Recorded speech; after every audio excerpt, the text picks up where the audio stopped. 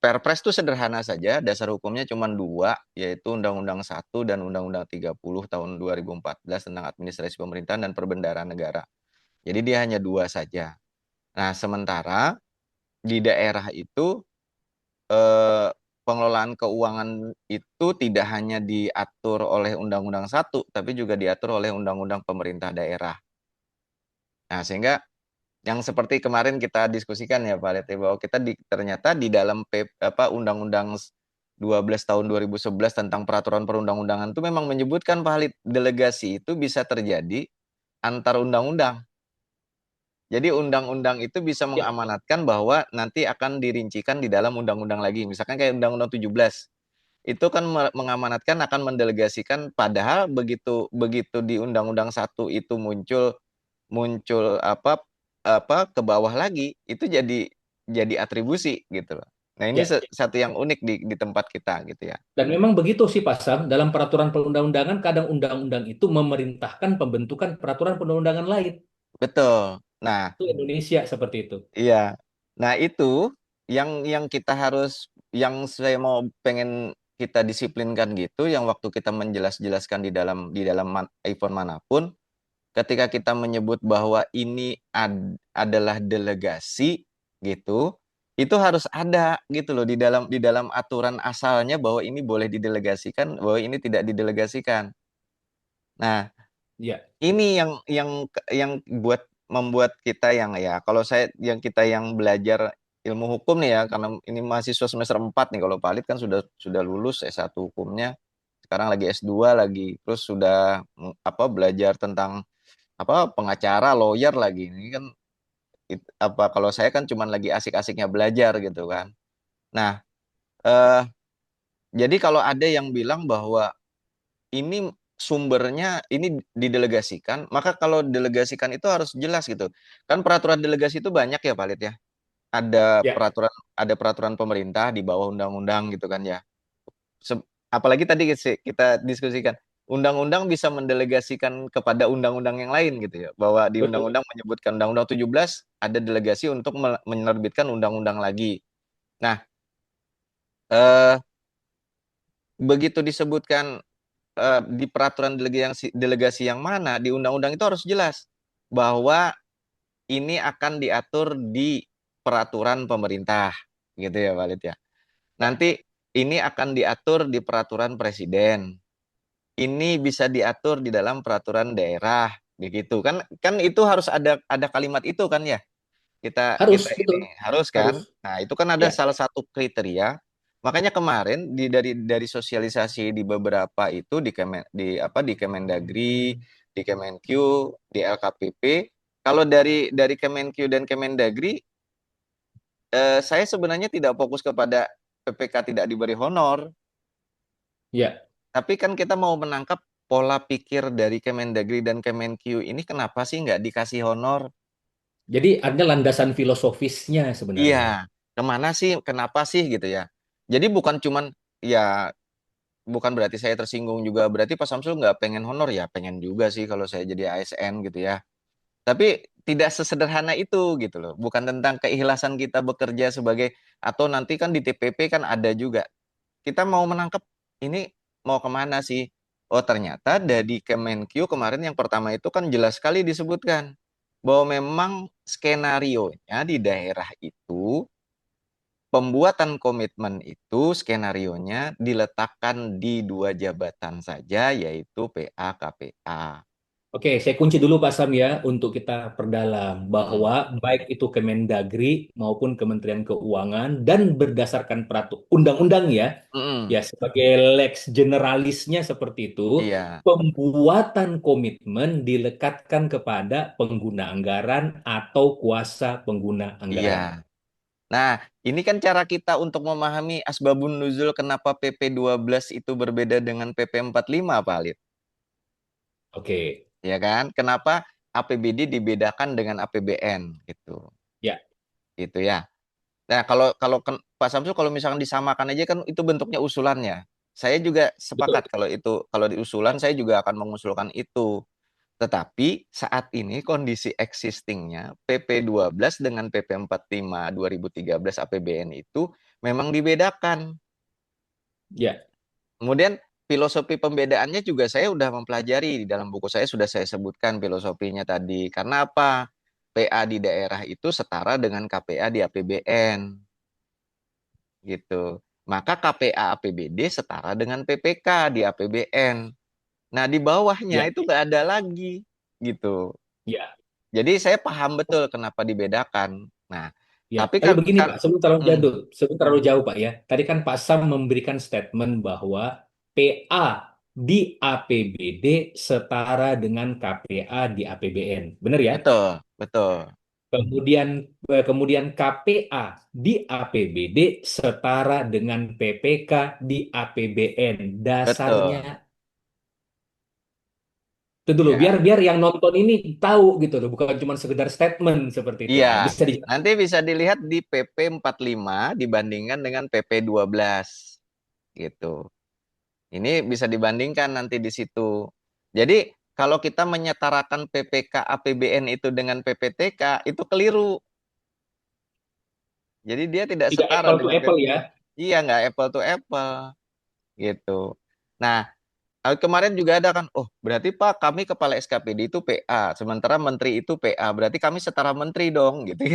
Kan ini sering gitu muncul di kelas. Jadi saya bilang nggak bisa, menteri itu kan setara dengan kepala daerah, itu kan Ya, di daerah. Nah di bawah kepala daerah itu ada pengguna anggaran, di bawah sementara di APBN itu menteri itu adalah pengguna anggaran. Nah, di bawah ya, menteri itu kepala satuan kerja sampai kepala unit satuan kerja di bawahnya. Nah, itulah KPA KPA gitu loh. Nah, jadi KPA di APBN itu setaranya dengan PA di APBD. Jadi kalau kita tarik lurus, kita bisa paham, oh ternyata PPK APBN itu tidak setara dengan PPTK. Nah, maka dari itu di Perpres tidak melekatkan tugas-tugas ke-PPK-an penuh kepada PPTK karena dia memang nggak setara gitu. Kalau mau disetarakan lagi PPTK itu setara siapa? PPTK itu setara tim teknisnya PPK di APBN.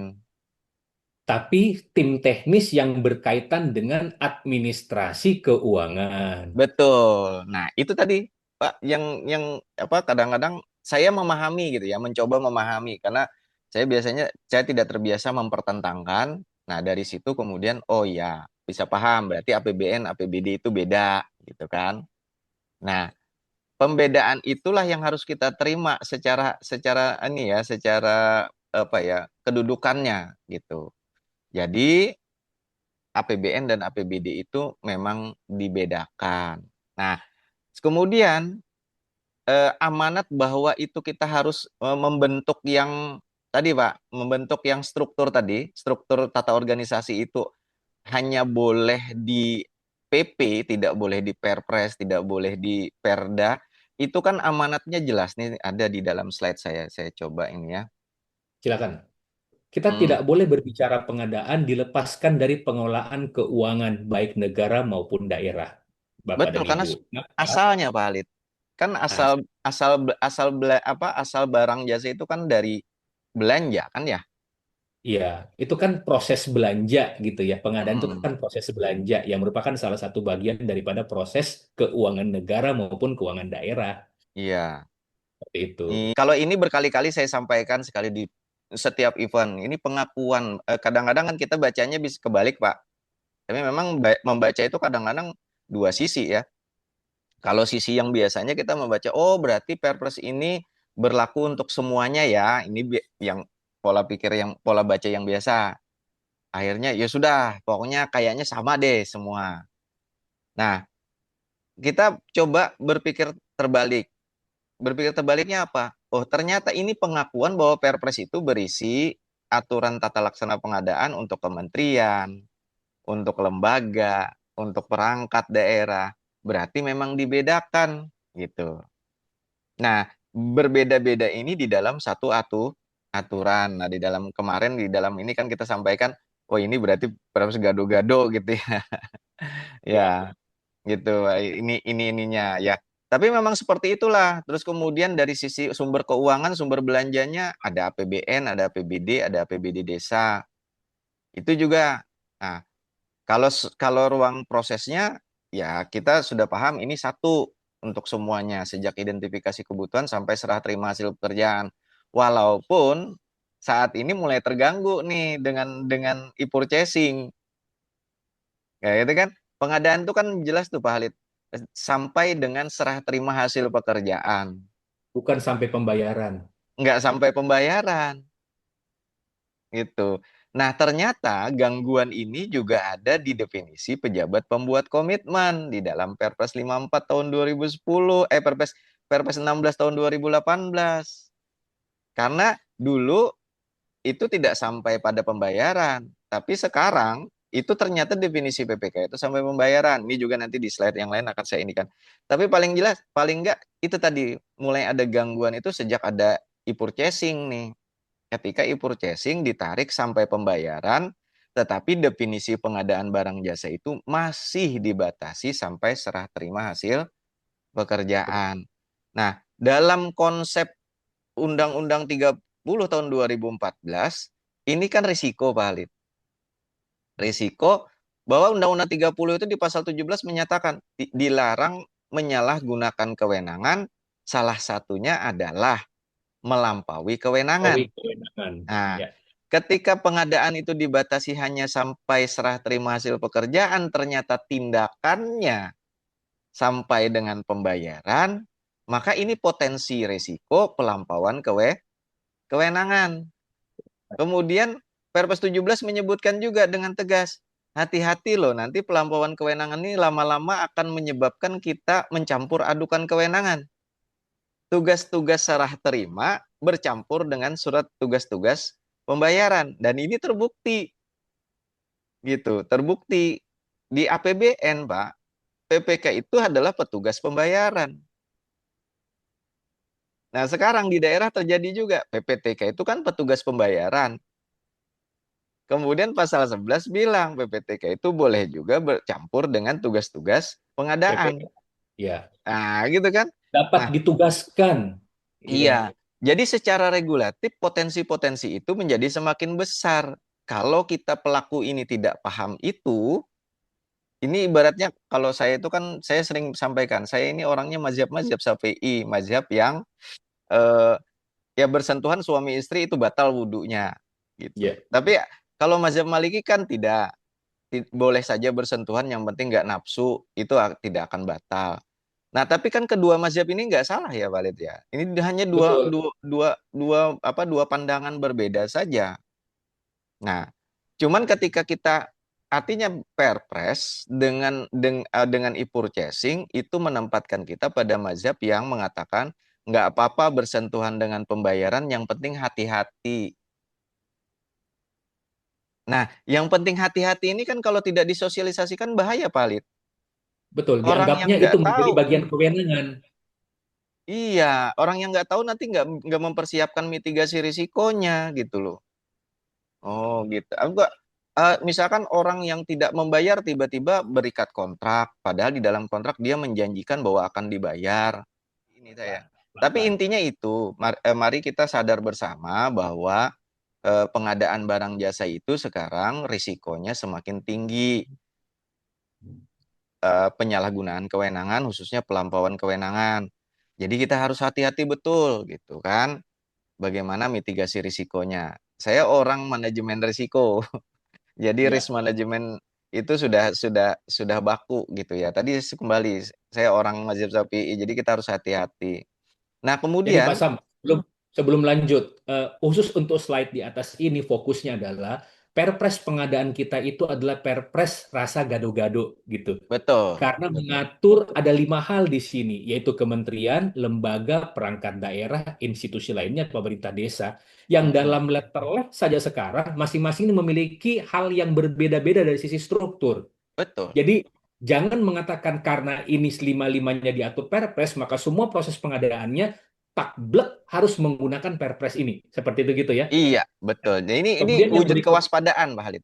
Wujud ya, nah ini kewaspadaan. hati-hati, hati-hati. Mm-mm. Belum lagi yang tadi Pak Sam sebutkan, kalimatnya ini kan namanya pengadaan barang dan jasa sejak identifikasi kebutuhan sampai dengan serah terima, tidak Hasil sampai pembayaran.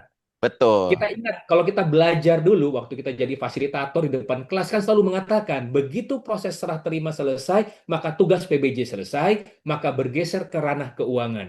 betul Tapi dengan sekali. penyampaian Pak Sam tadi, utamanya untuk seperti e-purchasing, di dalamnya ada proses pembayaran, jangan sampai kita beranggapan tugasnya sampai ke pembayaran. Begitu ya?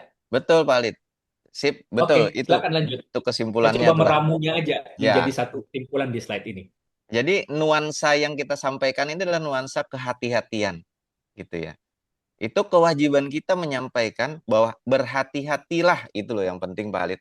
Jadi Ya, tidak apa, kalau ini kehati-hatian ini tidak disampaikan sementara potensinya besar, ini kan jadi dosa kita juga nih kan ya, kalau tidak menyampaikan ini.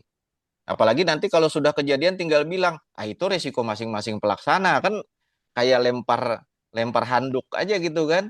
Padahal potensi itu sudah kita ketahui sejak awal gitu kan ya. Oke.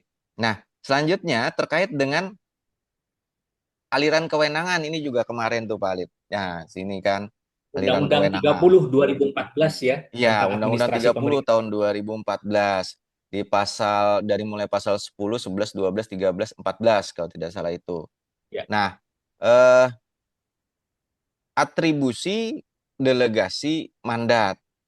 Nah, ini kita kadang-kadang nggak holistik baca ayatnya, Pak Halid. Ini kan kalau kalau ya, kelihatannya cuma tiga ya, Pak Halid ya. betul. Cuma tiga nih. Nah, ternyata di dalam ketika saya baca naskah akademis Undang-Undang Administrasi Pemerintahan, naskah akademisnya nih, baru apa baru terbaca bahwa di situ di pasal 14 ayat 4 ada tambahannya. Sebenarnya bukan tiga, tapi empat. Inilah Ya, kemudian saya menemukan dalam perjalanan saya menyusun buku, menemukan istilah pejabat, ada penjabat gitu ya. Nah, kita cenderung mengatakan pejabat itu sebagai sebuah kata yang bukan merupakan gabungan kata, bukan akronim. ya, Setelah saya mempelajari itu, ternyata pejabat dan penjabat itu akronim. Kepanjangannya ada gitu. Dihubungkan dengan pelimpahan kewenangan ini. Nah, mungkin satu-satu ya kita kita satu-satu. ini. Atribusi dulu sekarang Ya, kita bahas. atribusi dulu. Saya Ya, kenapa di slide pembelajaran kelas Palit saya menggunakan hukumonline.com ya. Karena ya, waktu saya nyusun ini kan saya masih semester 2 nih, jadi masih belum belum masuk materi kuliah administrasi pemerintahan waktu pemerintah. itu. Ya, Tapi paling tidak kan kita bisa ini ya. Nah, atribusi itu kan tentang ciri-ciri lah. Saya langsung ke ciri-ciri atau kriterianya. Kewenangan atribusi itu tertuang dalam undang-undang dasar, kemudian ataupun undang-undang. Baik itu undang-undang asal atau undang-undang yang merupakan undang-undang yang delegasi dari undang-undang sebelumnya. Selama pangkatnya undang-undang, maka ketika itu dituliskan di undang-undang diturunkan, itu adalah atribusi. Atribusi ini kan kepemilikan kewenangan, Pak. Saya ya, memahami kewenangan itu adalah tentang tugas tanggung jawab. Tanggung jawab itu keputusan, tindakan itu tugas. Setiap keputusan itu mengandung perintah tugas. Maka dari itu yang memutuskan boleh melaksanakan tugasnya sendiri. ya, Tetapi berdasarkan peraturan juga boleh melimpahkan tugasnya kepada orang lain. Tetapi yang tinggal adalah keputusannya. ya, Gitu. Nah, ini atribusi. Jadi kalau kita baca oh berarti atribusi ini contohnya apa Pak? Gitu kan. Di kelas tuh sering ditanya. Nah, saya lebih mudah mencontohkan atribusi itu adalah ketika seorang kepala SKPD, kemudian di undang-undang disebutkan kepala SKPD itu memiliki fungsi PA. ya, Maka PA ini adalah kewenangan atribusi karena sumbernya berasal dari undang-undang. Tidak ada aturan-aturan lain yang menjadi sumber selain undang-undang tersebut. Nah, di Undang-Undang 1 kan jelas di pasal 9 itu bahwa kepala SKPD adalah pengguna anggaran, pengguna barang. Berarti Pak Sam, pengguna sebentar, anggaran. kita lanjut Ya, ya. Sebelum lanjut, saya menegaskan, kalimat di dalam ini adalah undang-undang, bukan peraturan perundang-undangan. bukan.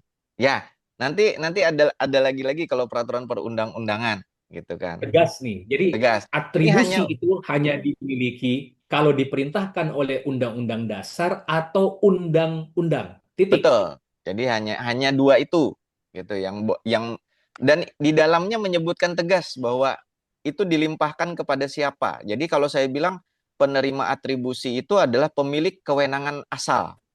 Makanya di sini disebutkan nih, Ya, pasal 12 ayat 1 Undang-Undang 30 menyebutkan sifat wewenangnya baru.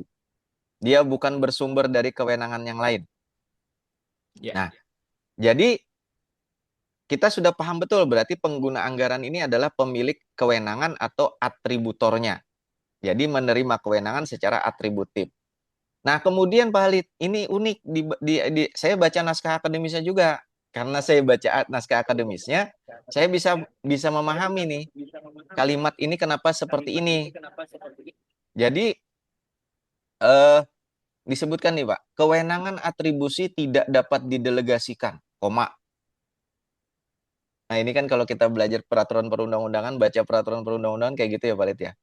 Jadi Harus sampai koma titik koma. koma aja ada maknanya dan segala macam. Saya kemarin dibilang ribet Pak, gitu ya. Tapi ya nggak apa-apa lah itu bagian gitu ya.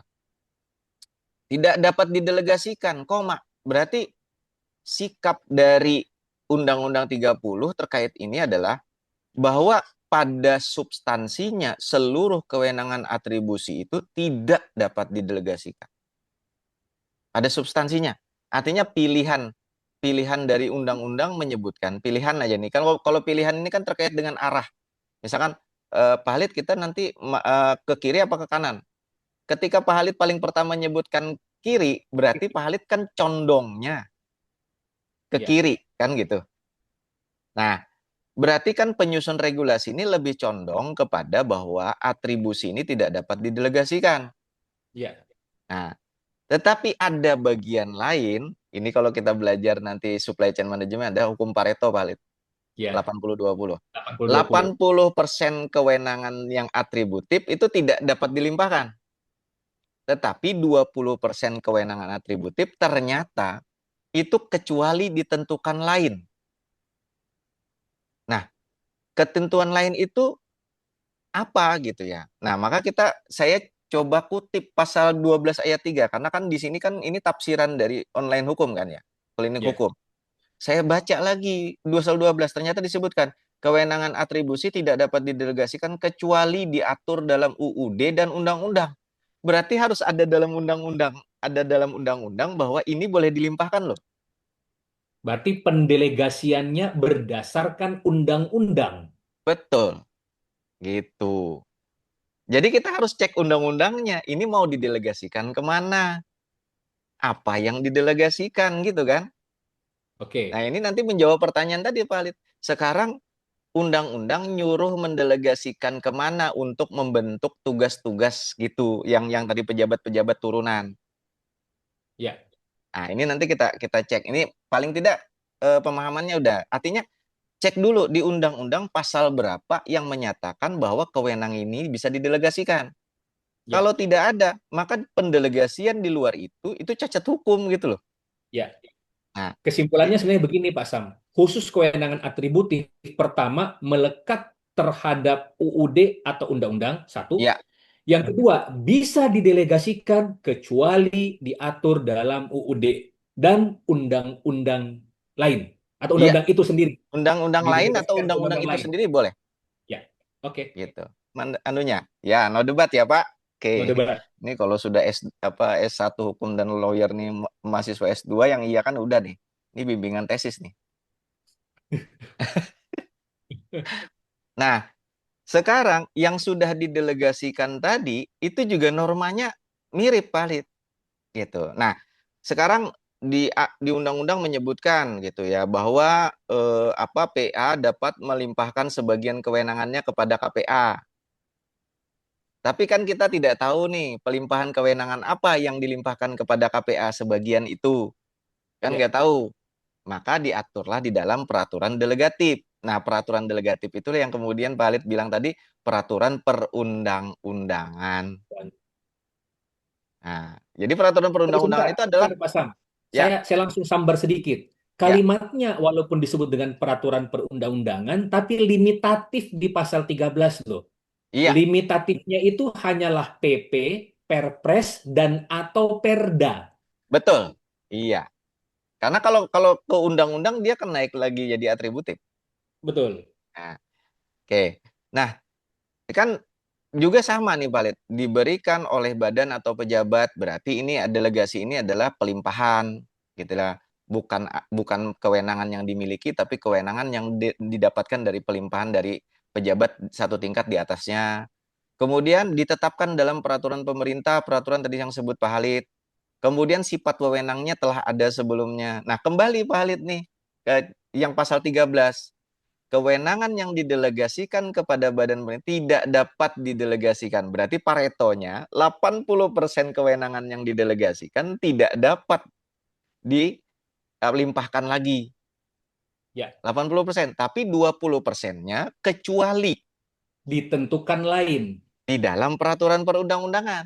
Nah, Nah, hati-hati, ini berbeda dengan yang tadi. Yang tadi itu ditetapkan dalam UUD dan atau undang-undang. Kalau yang betul. lain ditentukan lain dalam peraturan perundang-undangan. Perundang-undangan. Nah, ini yang digunakan oleh banyak saya kalau nyebut orang nanti susah. Ini yang dibanyakan ditafsirkan oleh beberapa orang gitu ya. Oleh beberapa orang, oh, berarti kan peraturan perundang-undangan disebutkan di huruf B pasal 13 ayat 2 tuh disebutkan Perpres boleh. Oke, sebentar, Nah, ditahan dulu. itu Tahan kan dulu. ya. Itu yang Ditahan. selama ini. Tapi apakah itu benar? Itu nanti kita ini lagi kita akan diskusikan selanjutnya. Tetapi intinya mendelegasikan dari atribusi ke delegasi itu harus tertuang di undang-undang. Dia mendelegasikannya kemana, kemudian di dalam peraturan delegasi diatur mana yang boleh diturunkan lagi. Nah, sekarang pertanyaannya Pak Halid, diturunkan lagi dari delegasi itu kemana? Dalam Ya, bentuk apa? Kan tadi kita cuma kenal tiga ya, atributif, delegatif, mandatori, gitu kan? Ketika orang baca pasal ini pasal 13 dan pasal 14 nanti seolah-olah turunnya itu langsung kepada mandatori. Padahal nah kalau kita baca lebih ini lagi di pasal 13 itu ada pasal 13 ayat 4, 5 dan 6 valid. ya, Nah, di situ disebutkan dalam hal peraturan perundang-undangan menentukan kewenangan delegasi dapat dilimpahkan kembali, maka pejabat pemerintahan atau badan memperoleh wewenang melalui delegasi dapat mensubdelegasi. Oh, berarti di antara mandat dan delegasi ada yang namanya pelimpahan kewenangan subdelegasi. Nah, oke. subdelegasi ini apa cirinya? Itu saya bilang tadi kan, oh, kita harus lihat kayak kayak kita evaluasi juga, Pak Lid. Ada Ya. unsur, ada kriteria, Kriteria, ada tata ada laksana, tata cara. tata caranya. Nah, Ya, sekarang kriterianya bahwa bisa disubdelegasikan apa? Karena kan norma norma 80%-nya bahwa sebenarnya yang delegasi itu tidak bisa didelegasikan, apalagi disubdelegasikan. Tapi ternyata di peraturan delegasi boleh diberikan kewenangan untuk mensubdelegasikan.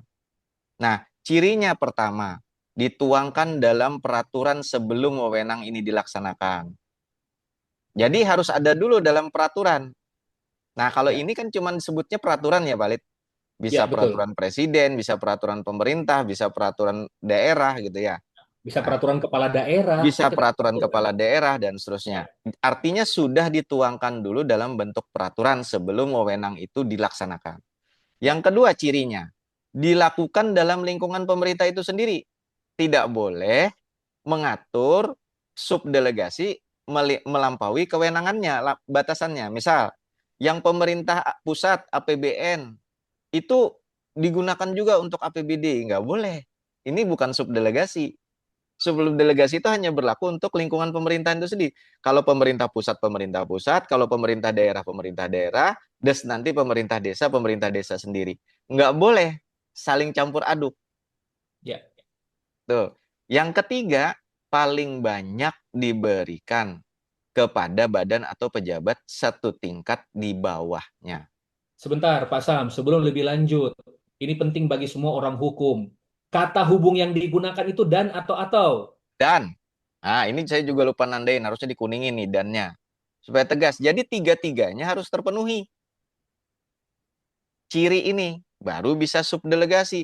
Tapi yang ingin saya sampaikan apa? Oh ternyata bukan mandat, tapi subdelegasi dulu sebelum adanya Mandat. mandat. Ini kan ada narasi-narasi yang mengatakan, kan bisa dimandatkan Pak, gitu loh. Loh kita, ternyata kita nggak baca dulu, mandat itu untuk apa gitu ya. Jadi mandat ini juga sering disemena-menakan nih. Ada teman-teman yang, Pak, saya ini kan penerima mandat saja, berarti tidak bertanggung jawab. Hati-hati. Anda itu penerima subdelegasi atau penerima mandat. Kalau penerima mandat, itu ada cirinya sendiri. Nah, sekarang apa bedanya antara subdelegasi dengan mandat? Itu nanti kita Ya, bicarakan pada saat mandat nih, Pak Halid. Tapi paling ya, tidak, tapi sebelum itu Pak Sam, ya. apakah subdelegasi ini memiliki tanggung jawab yang sama dengan delegasi? Nah, karena namanya subdelegasi, maka penerima subdelegasi itu juga sama seperti penerima delegasi, tapi hanya sebagian saja, Pak Halid. Kan bagian-bagiannya saja. Berdasarkan yang disubkan. Iya. Jadi ketika ada tugas subdelegasi diberikan, maka dia juga bertanggung jawab terhadap itu. Oke, Nah, lanjut. Berikutnya lagi. lanjut ya. Kok Itu, sebelum itu, apa hmm. contoh real subdelegasi ini di lapangan? Contoh di APBN, karena kan harus berlaku di pemerintahannya sendiri, Pak Halid. Jadi contohnya Betul. harus masing-masing. Di Ya. APBN, subdelegasi itu adalah pejabat pembuat komitmen. Karena di PP 45 tahun 2013 itu disebutkan KPA membentuk pejabat PA KPA ya, membentuk pejabat pembuat komitmen dan membentuk pejabat penandatangan SPM. Jadi ruang jabatan ini yang bisa diisi oleh subdelegasi. Jadi tata caranya bentuk dulu sesuai peraturan perundang-undangan jabatannya. Nah, dibentuklah kan pejabat pembuat komitmen di APBN, pejabat penandatangan SPM di APBN. Udah nih, ada jabatannya. Nah, sekarang ini kan untuk pemerintah pusat. Oke. Terus kemudian paling banyak diberikan kepada badan atau pemerintah setingkat di bawahnya. Nah, sekarang kita lihat PA, KPA di bawahnya PPK. Nah, berarti di bawah KPA. Makanya jago di APBN tuh KPA. Nah, itu valid contohnya. Nah, Itulah sekarang kalau di sebabnya APB juga, di APBD, sebentar, sebelum ya, APBD. Inilah sebabnya mengapa kalau ada permasalahan hukum di APBN yang kena kepada PPK itu tidak serta-merta PAKPA bertanggung jawab kan karena betul, sifatnya adalah subdelegasi, bukan betul. mandat. Begitu? Ya, betul. Nah, tapi ini yang unik di penanganan hukum kita yang unik nih Pak Halid ya. Kalau di APBN kan ada norma seperti itu ya, yang Betul. Pak Halid sampaikan. Tapi kok Ya. kasus-kasus terakhir kok selalu menteri yang kena duluan, Pak? Nah, itu lain lagi kalau seperti Ya, itu ya. itu kan anomali juga ya, Anomali anomali juga. aja, anomali aja. Anomali juga. Ya. Nah, jadi itu. Nah, di APBD sekarang siapa? Di APBD jelas di PP 12 tahun 2019 bahwa PA menetapkan PPTK dan PPK SKPD. Berarti ruang jabatan yang dituangkan dalam peraturan pemerintah itu adalah PPTK dan PPK SKPD. Inilah yang bisa menerima subdelegasi, gitu ya. Oke, Ini jelas yang ya. bisa, Berarti kalau kalau di APBN PA KPA PPK, kalau di APBD PA KPA PPTK seperti itu iya, ya. betul. Jadi PPTK ini dia tidak hanya sebagai pelaksana tugas, tapi dia juga penanggung jawab atas tugas-tugas ke PPTK-nya. Ya. Jadi ini subdelegasi, Pak Lid, bukan mandat loh. Ya, Ya. Nah, sekarang, oke ini kira-kira clear dulu ya, Pak Lid ya. clear, clear, Contoh-contohnya tadi ya. clear. Clear ya? Ya, bukan mandat Nah, ini subdelegasi. Ini juga iya. menjawab pertanyaan yang ada di kolom chat ini tentang masalah subdelegasi tadi dari MYUT nih. Udah kejawab Mm-mm. aman, seperti Iya, itu. saya nggak sempat baca ini. Itu urusan saya nanti. Iya, siap. Kapan lagi ada event yang dikomandoi oleh direktur langsung ini? Gratis lagi. Gratis lagi. Ya, oke ya, Valid, kita lanjut ya. Lanjut. Nah, kemudian baru kita masuk kepada mandat. Nah, kalau mandat itu jelas sekali sebenarnya. Ini mandat ini semena-mena banget nih kalau dipakai. Padahal itu harus ada pakem-pakemnya. Jadi mandat ini sifatnya hanya pelaksanaan tugas-tugas rutin saja. Artinya kalau misalkan petugas petugas yang apa berwenangnya tidak ada di tempat, tugas rutin tidak boleh terhenti. Udah laksanain aja dulu nanti. Nah, jadi sifatnya hanya pelaksana sementara atau pelaksana tugas dalam waktu tertentu gitu. Jadi dia nggak bisa PKWTT. Ya. Ya, ini hanya PKWT saja gitu ya. Jadi mandat itu adalah pelimpahan kewenangan kepada pejabat pemerintahan yang lebih rendah, mau satu tingkat, dua tingkat, tiga tingkat di bawah nggak apa-apa. Nah, kemudian diberikan apa? Kemudian sifatnya tugas rutin dan paling inti di pasal 14 ayat 7 itu disebutkan penerima mandat tidak berwenang mengambil keputusan atau tindakan strategis yang berdampak pada perubahan status hukum. Gitu. Artinya dia hanya melaksanakan tugas saja. Nah, di pasal 14 ini valid yang saya sebutkan tadi bahwa di di undang-undang bahkan ini di undang-undang loh valid, bukan bukan di peraturan Ya. pemerintah loh ini. Ya. Ciri Undang-undang. dari mandat itu adalah bahwa pasal 14 ayat 4 badan atau pejabat pemerintahan yang menerima mandat harus menyebutkan atas nama, Pak. Hmm. Ini kan cirinya. Jadi kalau ada yang menerjemahkan PPK itu adalah mandat, berarti PPK itu tanda tangan nanti pakai atas nama loh. Nah, ini yang penting ya semua. Coba nanti lihat pasal 14 ayat 4 gitu ya. Iya. Berarti kita kan bingung. PPK tanda tangan kontrak atas nama. Atas nama siapa? Atas nama PAKPA dong. Nah, itu kan aneh gitu, Pak. Ini kan kontrak. Kontrak ini kan lex spesialis perikatan yang mengikat dua subjek hukum. Nggak bisa kontrak ini diwakilkan. Kalau begitu nanti pinjam bendera jadi rame kan? Nah, ini bagian yang harus kita juga ini. Jadi atas nama ini hanya bisa dilakukan terhadap apa? Kita kenal dengan PLT PLH ya, Pak Lid. Ya, betul. Ada Jadi di video kita juga tuh berdua. iya, yang disebut mandat ini adalah pelaksana tugas atau pelaksana harian. Itu saja. Dan dia tidak berbentuk SK tapi berbentuk surat Tugas. tugas atau surat perintah. Kemudian pada saat tanda tangan jangan lupa kalau Anda PLT PLH tulis di situ atas nama. Misalkan saya PLT Kadis, kemudian saya otomatis melaksanakan tugas-tugas PA. Maka ketika saya tanda tangan kontrak atas nama Kadis, atas namanya itu jangan lupa disebutkan. Itu tata caranya ada di Undang-Undang 30. Nah, kemudian ada juga yang nggak atas nama Pak Halid. Atas nama itu bisa ada juga berganti untuk beliau, UB. UB. Ada juga yang disebut dengan melaksanakan mandat, MM. Ya.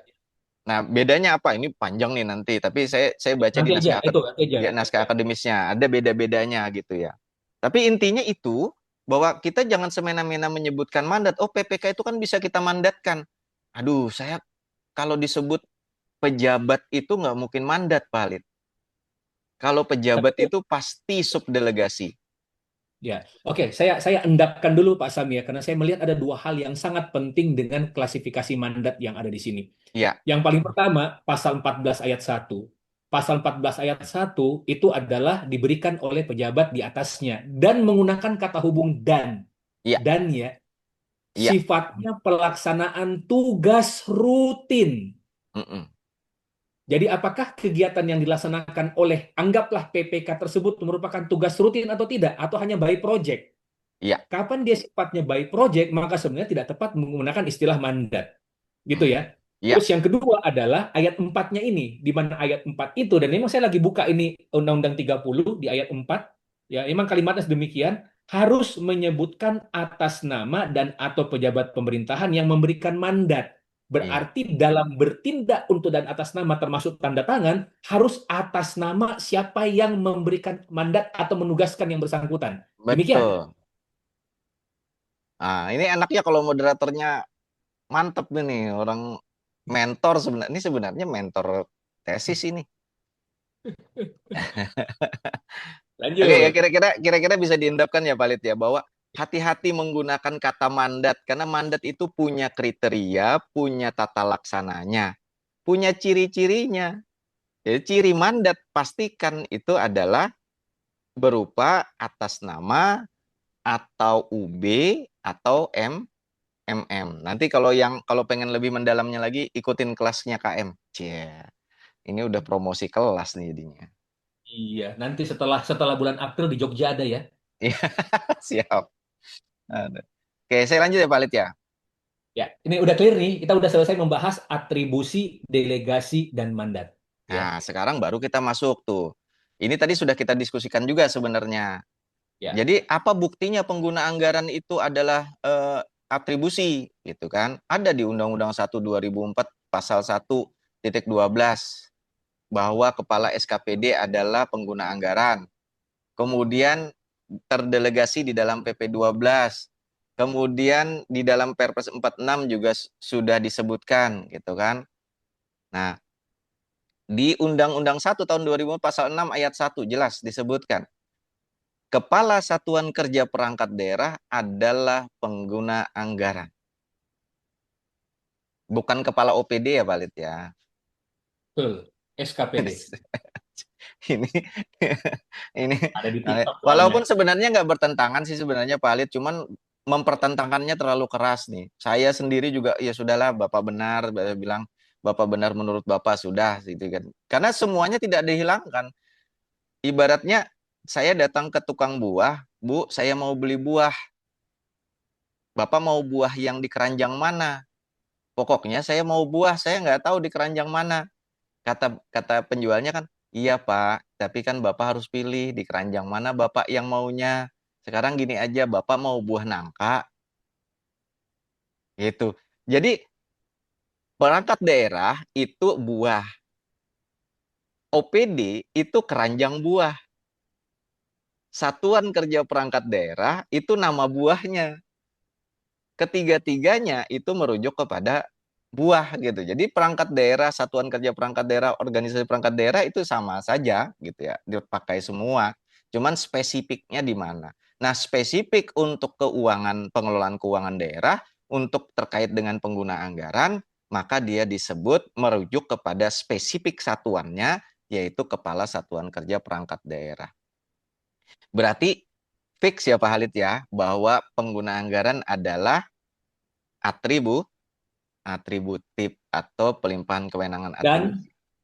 plus tambahan Pak Sam, Siap, dengan adanya undang-undang ini jangan lagi ada SK pengangkatan PA. betul gitu. Jadi tidak wajib ada SK lagi karena SK-nya itu adalah SK pelantikan sebenarnya gitu. Makanya saya lagi komunikasi juga dengan teman-teman di keuangan daerah. Saya bilang bisa nggak gitu ya bukti bahwa satu kepala SKPD itu adalah PA itu cukup SK pelantikan saja. Cuman memang diskusinya ini susah valid karena kita harus bicara juga dengan BKPSDM nih. Kan Ya, harusnya di SK pelantikan itu merujuk Undang-Undang 1 juga gitu. Sementara sekarang kan di pelantikan itu hanya SK-nya cuma berkaitan dengan Undang-Undang ASN. ya. Nah, tidak ada Undang-Undang 1. Itu juga bagian yang harus didiskusikan. Jadi harus memang kerjasama betul. Tapi intinya tidak boleh karena tidak ada SK kemudian kadisnya menolak untuk jadi PA. Itu Karena tidak secara bisa. undang-undang sudah mengatakan loh, kepala SKPD adalah pengguna anggaran, adalah loh ya. Iya. Nah, ini pakai adalah gitu kan ya. Oke, ini jelas itu simpulannya bahwa PA adalah pemegang kewenangan atributif, berarti dia pemilik kewenangan seluruhnya. Ini juga penting ini Palit saya ini kan karena baru diskusi tadi pagi. Karena dia pemilik kewenangan, maka kita tidak menganut prinsip pemisahan fungsi.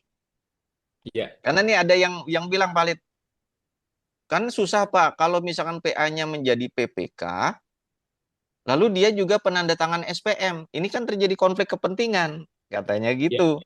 iya. Lalu saya bilang, konflik kepentingan itu hanya terjadi ketika ada pelimpahan kewenangan. Kalau dia pemilik kewenangan, tidak ada istilah konflik kepentingan karena asal kewenangan dari dia. Berarti dia mau tanda tangan SPM sendiri, dia tanda tangan kontrak sendiri, itu nggak ada ini. Kemudian pertanyaan selanjutnya, Pak Alit, debatnya adalah, lalu check and balance-nya gimana? Ketika dia pengguna anggaran, dia adalah kepala SKPD, maka yang melakukan check and balance itu bukan dia, tetapi Inspektorat. inspektorat secara kelembagaan gitu kan.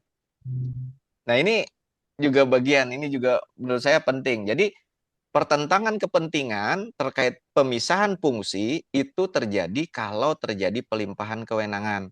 Tapi kalau tidak terjadi pelimpahan kewenangan, maka semua kewenangan itu adalah milik dari pengguna anggaran. Apa contoh pertentangan itu kalau dilimpahkan, Pak Sam? Contoh, Contohnya PPTK adalah kewenangan ordonatur, PPK SKPD adalah kewenangan komtebel. Maka dari itu, PPK SKPD atau PPTK tidak boleh merangkap. menjadi PPK SKPD. Misal PPTK menjadi PPK SKPD sekaligus atau PPK SKPD menjadi PPTK, itu nggak boleh. Ya, Karena dia pelimpahan kewenangan. kewenangan. Nah, ini pemisahan fungsi nih. PPK, pejabat pembuat komitmen di APBN sekaligus dia juga pejabat penandatangan SPM, boleh nggak? Nggak boleh juga di Perpres tegas disebutkan. PPK dilarang menjadi PPSPM di APBN. Nah, ini bagian itu ya valid yang dimaksud dengan Oke, pemisahan ya, fungsi. silakan. Ini mencontohkan bahwa yang disebut dengan delegasi itu siapa? Delegasi itu tidak disebut pejabat loh ternyata valid. Delegasi itu disebutnya kuasa. Ini yang saya bilang tadi. Kalau disebut pejabat, dia subdelegasi. Kalau dia disebut kuasa, maka dia Delegasi. delegasi. Nah, ini apa? Jadi contoh dari pelimpahan kewenangan delegasi adalah kuasa pengguna anggaran. Nah, di dalam contoh-contoh pengelolaan keuangan tidak ada lagi delegasi selain KPA. Nah, ini yang perlu kita kita ini kan kita perkuat gitu ya. Karena yang selanjutnya diskusinya adalah terkait dengan pejabat-pejabat. Nah, pejabat itu tadi sesuai dengan pasal 13 ayat 4, 5 dan 6 itu adalah subdelegasi. Nah, sekarang Ya, saya coba asal usul tugasnya, Pak. Nah, jadi di PP 12 itu dirincikan Pak, tugas dari PA itu apa? ingat Karena untuk kan semua, sebelum lanjut, PP mm, 12 ini kita fokus ke APBD ya. APBD bukan APBN, ya, Oke, betul. ya. Nah, APBN 45. setelah kita pointing di sini, Pak Halid, menyusun RKA SKPD, oh ada di undang-undang ya, gitu. Berarti betul ya, ini bisa didelegasi, bisa bisa diturunkan di tata laksananya diturunkan kepada PP dulu, Ya, gitu.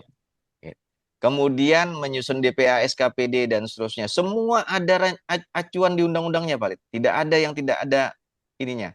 Nah, sekarang kita lihat, Pak Halid, di L ini menetapkan PPTK dan PPK SKPD itu ternyata memang sudah ada di Undang-Undang 1 2004 pasal 39 ayat 4 dan Undang-Undang 23 ini saya tambahkan karena tadi undang-undang ya, karena sama undang-undang ya. Di ya. Undang-Undang 23 tentang pemerintahan daerah pun ada di pasal 330 bahwa penata usahaan itu boleh menetapkan pejabat. Nah, yang ditetapkan apa? PPTK dan PPK SKPD, kata PP 12. Tidak ada lagi jabatan selain itu. Kalau di APBN jelas PA menetapkan PPK dan PPK. PPSPM. Ya, Nah, berarti kan tegas itu ya. Membentuk PPTK dan PPK SKPD adalah kewenangan yang dikecualikan bisa didelegasikan kepada peraturan yang lebih rendahnya. Nah, di dalam undang-undang disebutkan peraturan yang lebih rendah itu diatur di dalam peraturan pemerintah. pemerintah. Dan Oke, kembali valid, saya kunci lagi, Pak ya, Sam. Arti peraturan pemerintah ini walaupun dia adalah aturan di bawah undang-undang, dia sebenarnya menetapkan tugas-tugas itu berdasarkan perintah undang-undang juga. betul. Karena undang-undang memerintahkan mendelegasikan kepada peraturan pemerintah, bukan kepada peraturan lain. Ya, Tidak ada kalimat di dalam Undang-Undang 1 diturunkan melalui peraturan presiden, itu nggak ada, Pak. Atau diturunkan melalui peraturan kepala daerah, itu tidak ada juga. Jadi ini adalah amanat delegasi yang tegas-tegas tertuang di dalam undang-undang. Jadi lurus nih antara Undang-Undang 30 tahun 2014 dengan Undang-Undang 1 2004 dan PP 12 gitu. Dan saya tekan lagi Pak Halid di sini. Yang disebut PA itu harus menjalankan tugas A, B, C, D, E, F sampai M ya. paripurna. Karena kalimat hubungnya adalah dan Dan berarti paling minimal seorang PA itu bertanggung jawab terhadap A sampai M, itu paling minimal. Kalau ada minimal. tanggung jawab lain silahkan. Kalau tiba-tiba ada undang-undang lain mengatribusikan gitu, silahkan. Gitu. Karena dia pakai dan di sini. Jadi tidak jadi PA, jadi ada kepala SKPD yang, Pak, saya kepala SKPD tapi saya tidak mau melakukan perikatan dengan pihak lain.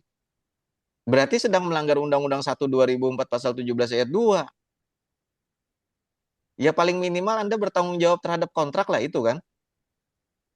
Nah, ini bagian ya Pak Halid juga yang nanti juga bisa jadi apa pembahasan gitu ya. Ini kalau satu-satu nggak cukup waktu nih. Ya, lanjut Ya, aja. ya tapi Itu intinya, untuk curhat berikutnya tuh. ya intinya ini bahwa di L ini memang ada tugas wajib PA untuk menetapkan PPTK dan PPK SKPD. Jadi kalau Oke, ada pertanyaan kepala SKPD yang tidak menetapkan PPTK atau PPK PPTK. SKPD berarti dia tidak PA. Ya, Pak Sam, ada pertanyaan nih. Staf bisa tidak? Ini kan tugasnya mengangkat PPK SKPD gitu ya.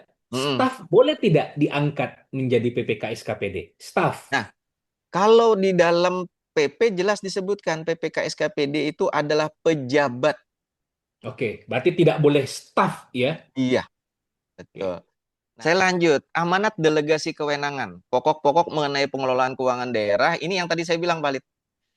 Apa sih dasarnya bahwa eh, saya menyebutkan berkali-kali bahwa amanat delegasi kewenangan itu tidak kepada Perpres, tidak kepada Perda, tapi kepada peraturan pemerintah. Undang-Undang 1 2004 itu tegas menyebutkan valid. Pokok-pokok mengenai pengelolaan uang negara atau uang daerah diatur dalam peraturan pemerintah. Berarti kalau yang tadi valid yang tadi delegatif tadi kan kita kita lihat ya delegatif tadi nih Ya, sebutkan kan ya. Nih, ditetapkan dalam peraturan pemerintah, peraturan presiden dan atau kan betul. Dan atau berarti bisa pakai Perpres bisa dong. salah satu, bisa ketiga-tiganya, bisa salah dua juga. Betul. Tetapi kita lihat di dalam ayat 3 nih. Kita lihat di dalam peraturan perundang apa di dalam peraturan perundang-undangan itu di apa di mananya? Di undang-undangnya karena kan delegasi nih. Di Ya, ayat di delegatif di ayat pasal 12 ayat 3. Dalam ya, undang-undang atau undang-undang dasarnya ditetapkan di mana? Di mandat ya, didelegasikannya. Nah, ya. ternyata didelegasikannya jelas dan tegas di sini disebutkan. Kalau mau membentuk organisasi di bawah PA itu harus dengan amanat peraturan pemerintah.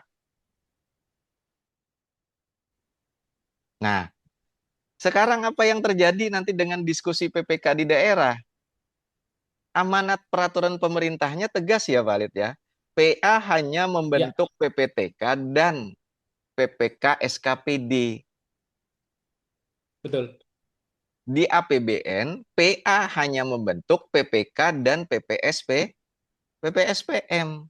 Tidak ada PPTK dan PPK SKPD di APBN. Bet, Demikian juga sebaliknya, tidak ya, ada PPK dan PPSPM PM di APBD dalam hal pengelolaan keuangan negara negara atau atau daerah. uang daerah. Ya, Itu kuncinya valid. Jadi ruangnya itu sudah disebutkan. Bahkan kalimatnya menggunakan gini, Pak. di Undang-Undang 1 dia nyebutkan pengelolaan. Kalau kita orang manajemen paham pengelolaan itu adalah apa, Pak Lid? POAK. Apa POAK, planning, organizing, tuh, organizing kan? Ya. Berarti membentuk organisasi itu adalah amanat yang harus tertuang dalam PP. Perpres tidak boleh membentuk ruang baru. Maka dari itu ketika Perpres memaksakan PPK di daerah, ini yang akan terlanggar. Ya, sebenarnya sih bukan memaksakan, tapi karena tadi di diskusi awal tadi ini sifatnya gado-gado. Dia mengatur Betul, semuanya. Jadi jangan mengatakan di Perpres ada PPK, berarti harus ada di kementerian, lembaga, perangkat daerah, institusi lainnya, bahkan sampai desa. betul. Jadi secara regulatif Perpresnya nggak salah memuat ketentuan Nah, PPK. Karena maksudnya untuk APBN.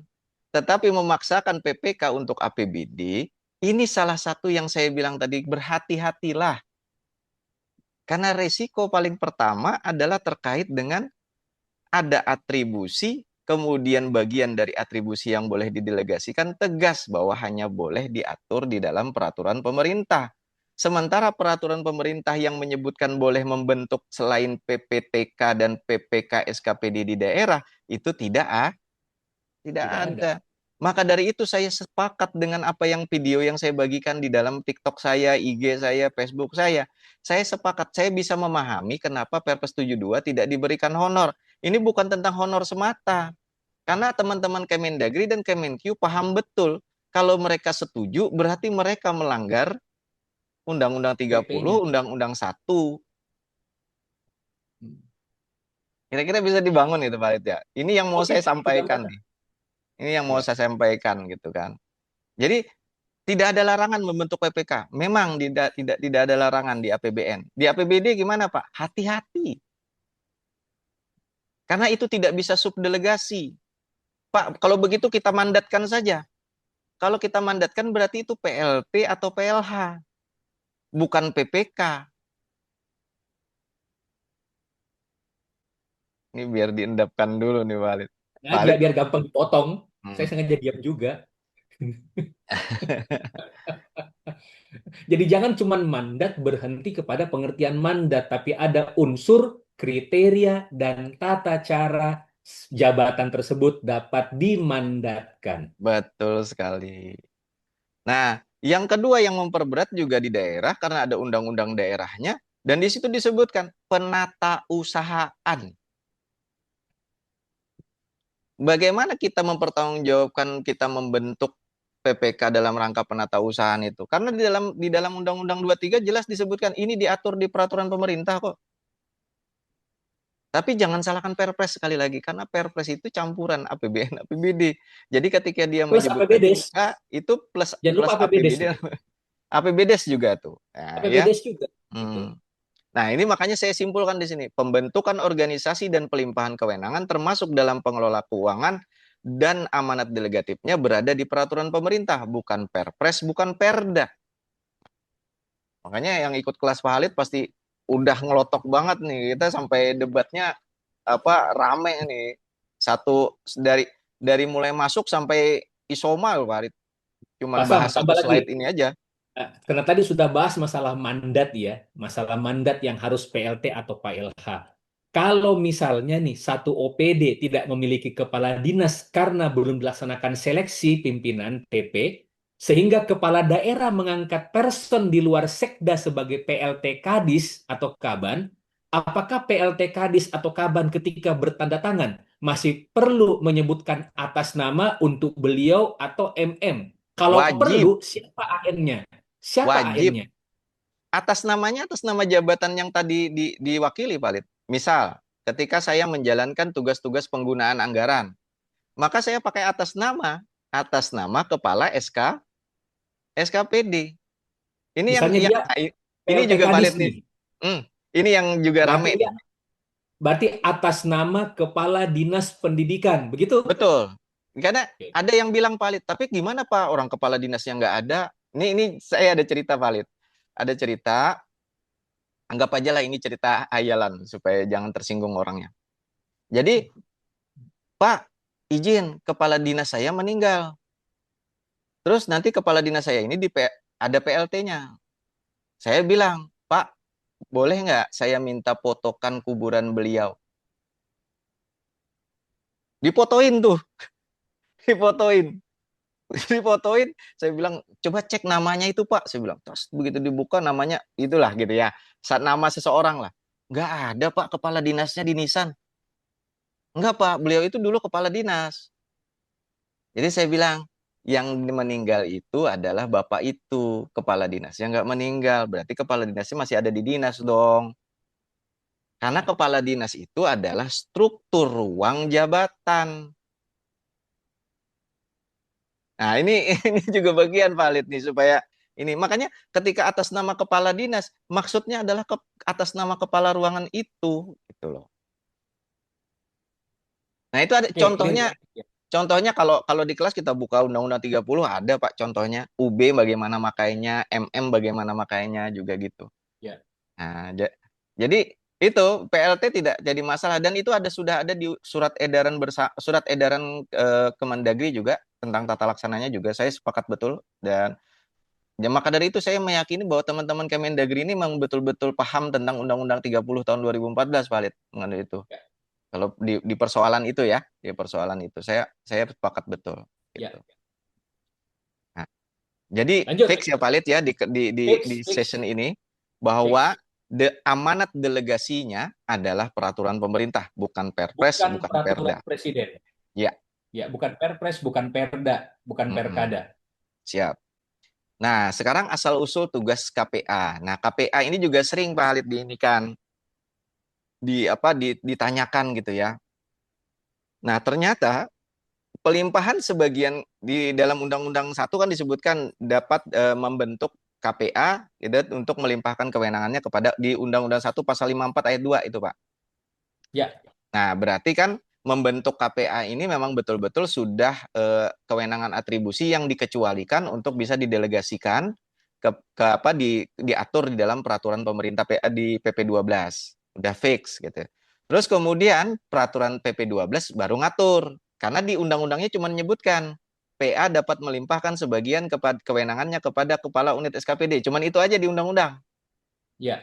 Nah, tata yang dilimpahkan apa? Nah, kemudian PP 12 nyebut yang dilimpahkan adalah pasal 11 ayat 1 dari A sampai F. Semua ada anu, Pak, ada ya seperti tadi disiplin dia terhadap delegatifnya. Di yang A melakukan tindakan ada di pasal 6 ayat 1 huruf B kewenangannya. Yang B juga kemudian yang C dan seterusnya. Nah, sekarang kembali valid nih kalau ini saya ingat nandainnya. Kata sambungnya Yang apa, D, Pak? kata Kata sambungnya dan. sambungnya dan. Pak, Berarti itu yang yang D kok tidak ada highlight-nya? oh ya kelewat ya. Oh, Enggak, kelewat. ini Saya kira kelewat, memang Pak. tidak Saya ada. ini enggak otomatis soalnya. Oh, Nih. Nah, jadi di sini kata sambungnya intinya saya pengen fokus ke dannya ini, Pak Lid. Artinya, Pak, yang sering juga keliru di lapangan, ada yang nyebut, Pak, saya KPA, boleh nggak saya cuma melakukan tindakan mengakibatkan pengeluaran aja, tidak melaksanakan anggarannya. Jadi saya cuma yang A jawabannya saja. tidak bisa. Kan Nggak dan. bisa. Karena dan. Jadi A B C D F ya. Ya, F. A, ABCDEF itu wajib dilaksanakan oleh KPA. Kecuali ada tugas tambahan, nah silakan itu ini bisa kata sambungnya di bawahnya bisa atau tuh. Nah, ini ya. Jadi jangan sampai ada pemahaman, Pak, saya KPA untuk bertanda tangan kontrak aja. Saya KPA untuk jadi PPK saja. Itu nggak boleh. Ini kan ada di lapangan ya, Valid. Pak, Ya, itu kan betul. di daerah tidak boleh ada PPK karena tidak ada yang bersertifikat, nggak ada yang bisa ditunjuk PPK. Sementara katanya KPA boleh melaksanakan tugas-tugas PPK. Betul. Oh, kalau begitu kita bentuk KPA saja. Berarti KPA-nya kan cuma untuk jadi PPK. Itu Berarti nggak boleh.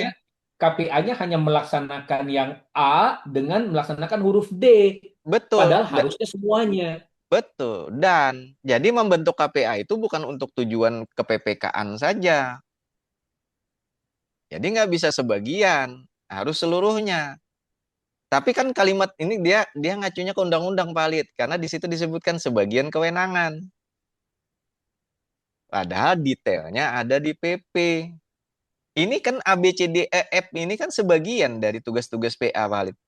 Betul, yang disebut dengan sebagian itu adalah A sampai F. Itu sudah sebagian. Iya, itu sebagian dari tugas-tugas PA. Ya, Nah, yang tadi 80-20 lah Pak itu tadi. ya. Hukum Pareto. Compareto. Oke. Ini mudah-mudahan juga bisa bisa ini ya, bisa bisa jadi Pak Sam, pointer. saya mau menegaskan lagi ya. Hmm, Menegaskan lagi. Berarti prinsipnya adalah apabila membentuk KPA di APBD, maka KPA itu dilimpahkan A sampai huruf F sesuai yang ada pada layar. betul Tidak sekali. bisa hanya sekedar untuk melakukan perikatan saja atau mengakibatkan pengeluaran atas beban anggaran belanja atau hanya sekedar untuk supaya tidak ada PPK. Iya, tidak boleh karena harus menjalankan A sampai F. Itu perintah Oke. dari undang-undang dan PP. Itu Clear, lanjut. clear. Ya, sengaja saya endapkan juga. Enak potongannya. Nah, sekarang kita masuk ke jabatan subdelegasi. Nah, ini yang tidak ada pembahasan di kelas-kelas lain, Pak Lid. Oh, tapi jadi Ya, ada nih, kan nanti ada yang niru lagi ya. ya. Gak apa-apa Mm-mm. lah. Kan Nggak ilmu apa-apa. dibagi kan, ilmu Oke. dibagi. Nah, sekarang jabatan subdelegasi. Jabatan subdelegasi itu apa? Di PP 12 pasal 10 ayat 1 huruf L. Kepala SKPD PA mempunyai tugas wajib nih menetapkan PPTK dan PPK SKPD. PP 45 pasal 8 huruf B dalam rangka. Nah, apakah ini betul adalah subdelegasi? Sekarang kita lihat Pak Lid. Dituangkan Ya, dalam bentuk peraturan sebelum wewenang dilaksanakan. Betul ya Pak? ya, Ada di PP ya, 12, ada di PP 45. Kemudian dilakukan dalam lingkungan pemerintah itu sendiri. Iya, PP 12 untuk pemerintah daerah, PP 45 untuk pemerintah pusat. Paling pusat. banyak diberikan kepada badan atau pejabat pemerintahan satu tingkat di bawahnya. Betul, itu kan PA. Ternyata di bawah PA itu tidak bisa ditunjuk PPK. Berarti ada KPA di bawahnya. Berarti di bawah KPA. Satu tingkat selalu valid. Ya, Nah, berarti persis gitu ya bahwa PPTK dan PPK SKPD ataupun PPK dan PPSPM di APBN itu adalah petugas delegasi. Makanya kemudian dia disebut depannya selalu ada kata pejabat. pejabat. Kemudian di buku saya kemudian saya sebutkan dia bukan mandat tetapi mirip mandat, tetap dari sisi kewenangan dia mirip delegasi. Nah, disebutlah pejabat Pak Halid, tidak disebut PLT, tidak disebut PLH gitu. Pejabat itu kepanjangannya apa? Saya di dalam buku saya sebut pejabat itu artinya pelaksana tugas Jabatan. jabatan. Artinya ini harus ditetapkan. Maka kalau pejabat harus ada SK-nya.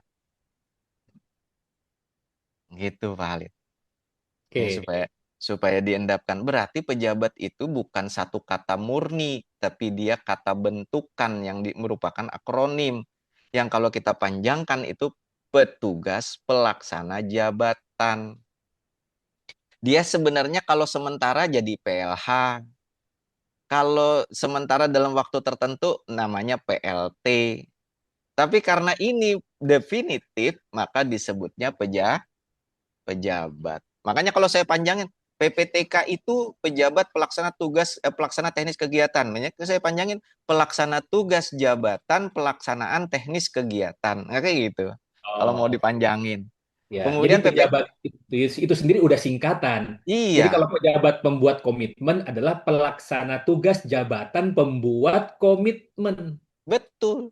Nah, kan enak kembali tuh. Tapi kan kepanjangan ya kalau itu.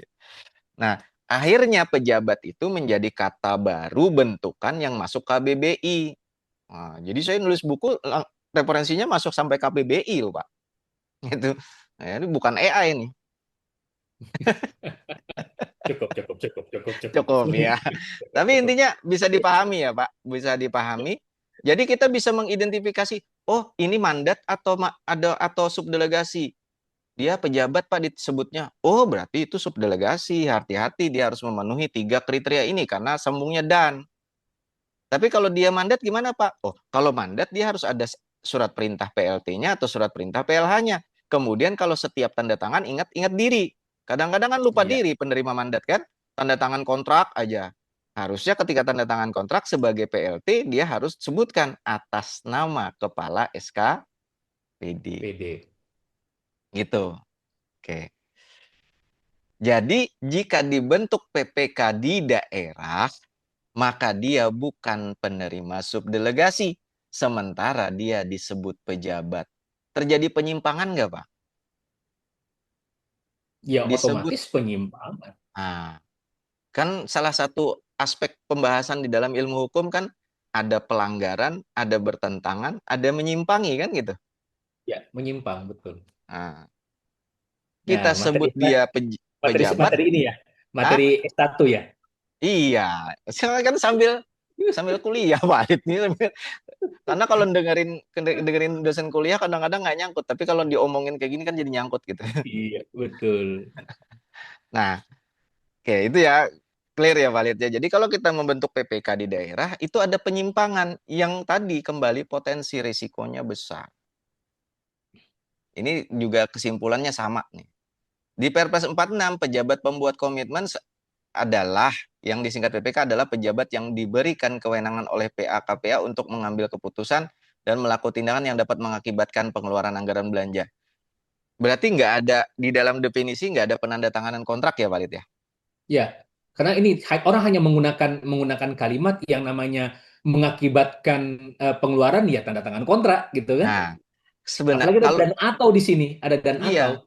padahal kalau kita cek di asal usul kewenangannya PA disebutin Pak, coba lihat ya, melakukan tindakan mengakibatkan pengeluaran itu di huruf C, C, betul. mengadakan ikatan itu di huruf G. Huruf G. Berarti ini dua kewenangan terpisah, Betul. Jangan jangan ya. kita beranggapan melakukan tindakan itu sama dengan mengadakan ikatan atau perjanjian. Betul. Jadi ini di dalam di asal usul kewenangannya dipisah, tapi ingat dipisahnya dengan kata dat. Berarti dia terpisah dalam dalam Satuan. satu kesatuan. Nah, saya lupa bahasa hukumnya itu apa Pak Lid. Ada, saya ingat di Akumulatif. ya di apa ya akumulatif ya kalau nggak salah ya itu. Akumulatif, bukan alternatif. Nah, jadi setiap apa yang diberikan kewenangan mengambil tindakan atau keputusan itu meskipun dia terpisah dari apa perikatan, maka ketika dia dilimpahkan itu, dia akan memiliki kewenangan untuk melakukan Ikatan. ikatan. Nah, ini yang harus kita kita ini juga. Nah, saya runtut nih dari pembuatan komitmen itu yang disebut dengan pembuatan komitmen itu adalah kewenangan mengambil keputusan atau kewenangan melakukan tindakan yang dapat mengakibatkan pengeluaran anggaran belanja. Runtutan pasalnya sudah saya inikan lagi. Jadi kembali ketika kita membentuk PPK yang bukan PA KPA di daerah, maka dia kemudian akan bertentangan atau menyimpangi ketentuan terkait dengan pembuatan komitmen itu tidak dilimpahkan kepada orang lain, tidak disubdelegasikan bahkan. Ingat tadi kalimatnya valid yang tadi yang saya bilang tadi 80-20 bahwa seluruh kewenangan atribusi, seluruh kewenangan delegasi tidak dapat dilimpahkan kecuali. Ya, Nah, di PP tidak ada pelimpahan kewenangan selain kepada PA atau KPA. Maka PA. membentuk PPK di daerah, bukan di APBN, itu potensi betul menyimpangi PP ini. Nanti akan Pak jawabannya Sam, seperti, ya, kalau misalnya mengatakan bahwa yang kita bentuk ini adalah PPK dalam hal pengadaan barang atau jasa, bukan berkaitan dengan mengambil keputusan atau melakukan tindakan yang mengakibatkan pengeluaran anggaran belanja, itu berarti diperbolehkan dong, karena ketentuan yang berkaitan dengan pengadaan barang dan jasa tidak diatur dalam undang-undang dan PP yang betul, Bapak sebutkan. betul, boleh. Tetapi ingat, definisi di dalam Perpres jelas menyebutkan Oh, PPK iya, adalah, iya, iya, kan ini iya. ya, pasal 1 angka 10 ini valid. Satu angka 10, ya. Berarti ketika kita membentuk PPK, mau tidak mau, suka tidak suka, PPK itu adalah pemilik kewenangan terkait dengan pengelolaan keuangan, valid. Oke, sebentar, saya endapkan. Untuk semua juga nih, tolong dilihat pengertian PPK pasal 1 angka 10 di Perpres 46 2025. Betul. Jadi saya ulangi lagi, tolong lihat pengertian PPK di Perpres 16 2018 dengan pengertian PPK di Perpres 54 dan Kepres 80 itu berubah menjadi berkaitan dengan keuangan di Perpres nomor 12 tahun 2021.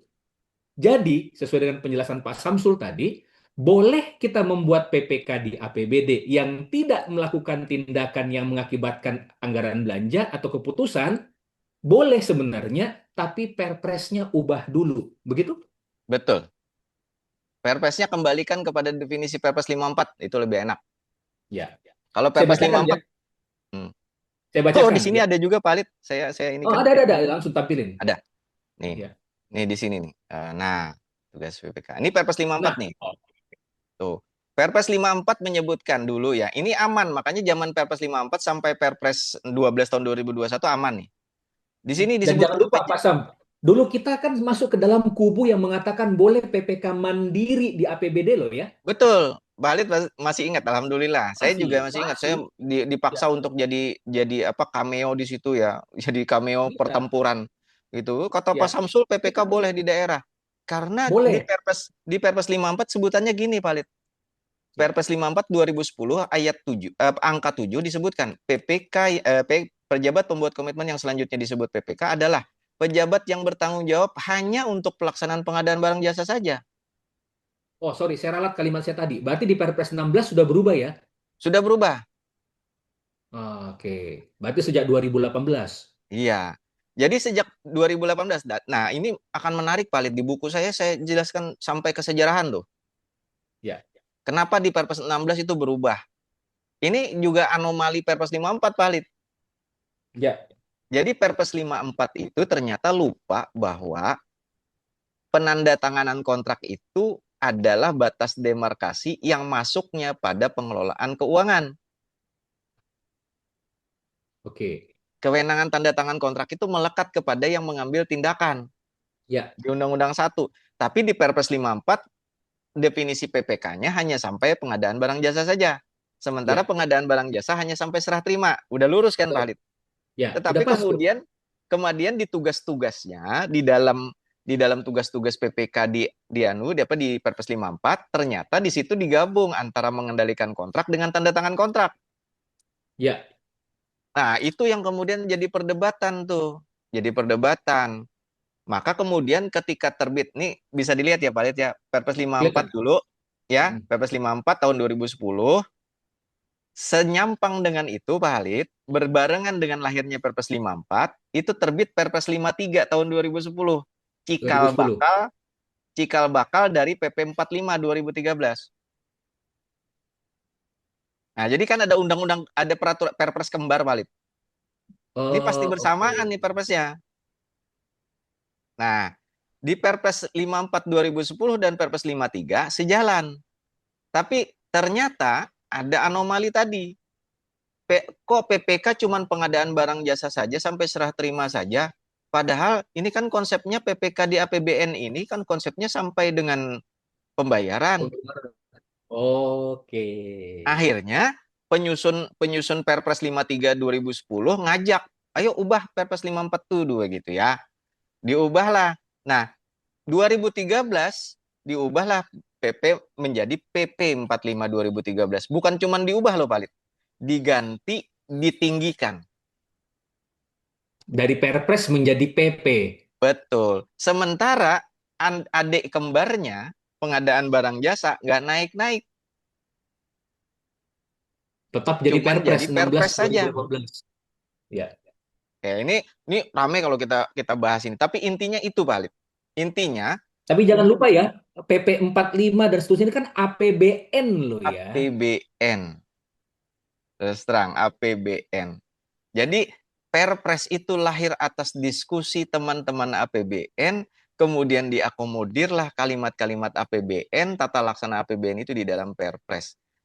Nah, kemudian Padahal Perpres ini sendiri tidak hanya mengatur APBN, juga mengatur APBD. APBD. Maka kemudian disimplikasilah, saya melihat simplikasi itu valid.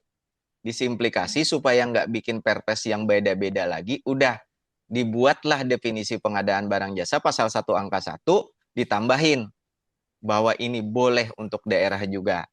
Lihat antara angka 10 dengan angka 23 ya, valid. Ya, Mirip nggak, valid? adalah pejabat yang Yang diberi kewenangan yang ya, ini, ya saya ini ya, pakai ini. ya Pakai mirip, pointer. Nih, cuma ini di kan atas ini. ditambahkan belanja daerah. Nah, itu yang kemudian tadi saya sebutkan, Pak. Disimplikasi. Seolah-olah persoalan daerah ini hanya cukup selesai dengan menambahkan atau tadi. Nah, ini dalam buku saya tuliskan ketersinggungan saya. Sesederhana itukah pengadaan barang jasa di daerah ketika difasilitasi oleh peraturan hanya selesai dengan penambahan ini? Di tugas-tugas PPK ini jadi simplikasi. Padahal soal PPK ini tidak sederhana loh, Pak Halid. PPK Ya, inilah yang paling banyak menyumbang kasus korupsi di pengadaan barang jasa. betul. Dan saya duga itu bukan karena niatnya saja, tapi karena ada kesempatan yang terbuka gara-gara kewenangan yang melimpah, yang melewati, memunculkan percampuran kewenangan, yang Ya, akhirnya menimbulkan kesewenang-wenangan. Itu oke. runtutan Undang-Undang 30 tahun 2014 pasal 17 loh, Pak Halid. Oke, Pak Sam, makanya begini. Ini juga untuk kita endapkan bareng-bareng. Kita setuju bahwa PPK itu ada. Tetapi dalam lingkup konteks seperti dengan Perpres 54 2010, Mm-mm. yaitu bertanggung jawab atas pelaksanaan pengadaan barang atau jasa. Jasa. Karena dia memiliki tanggung jawab pelaksanaan pengadaan barang atau jasa, maka harus memiliki kompetensi yang mumpuni dalam pengadaan barang atau jasa. Betul. Itu yang saya selalu bilang. Saya tidak menentang bahwa PPK itu harus tipe A, tipe B, tipe C. Iya. Tapi asal dia dibatasi hanya untuk pengadaan barang jasa saja. Tapi ketika dia ditambahkan tugas-tugas menandatangani kontrak, maka dia akan bersentuhan dengan pengelolaan keuangan. Di APBN saja sekarang, Pak Halid, di APBN sekarang ini, pejabat pembuat komitmen itu bukan saja pelaku pengadaan, tapi sudah menjadi pejabat perbendaharaan keuangan negara dengan sertifikat PNT. Betul, harus ada dua sertifikat untuk PPK di APBN, bukan cuma PPK yang sifatnya ABC tadi, tapi harus ada sertifikasi yang berkaitan dengan keuangan negara. Betul, karena PPK di APBN tanda tangan kontrak. Maka dari itu kalau misalkan ditanya ini, saya konsepnya Pak Samsul ada konsep nggak yang ini? Saya bilang oke, okay, sekarang gini, mau mau membentuk jabatan baru atau tidak? Kalau tidak mau membentuk jabatan baru, oke, okay, kita pakai PPK saja. Tapi PPK-nya definisinya gunakan Perpres 54 tahun 2010.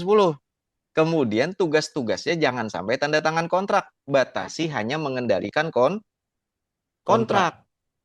Tanda tangan kontrak tetap tugas-tugas pengelola keuangan. Ini check and balance jadi enak, Pak Alid. Ya, Yang membayar bukan orang yang mengendalikan kontrak. Sehingga ketika meminta pembayaran, dua-duanya harus minta persetujuan dari pengelola keuangan. Kan gitu. Nah, ini usulan konkret nih. Kalau misalkan mau ini dikatakan sebagai usul. Jadi kalau saya terkait dengan PPK ini, kalau ingin mempertahankan kata PPK, maka di Perpres ganti istilah PPK ini dengan definisi Perpres 54, kembalikan ke Perpres 54 2010, kemudian tugas tanda tangan kontrak kembalikan kepada pelaksanaan kontrak pasal 52. yaitu PA atau KPA. Titik. Betul. APBD.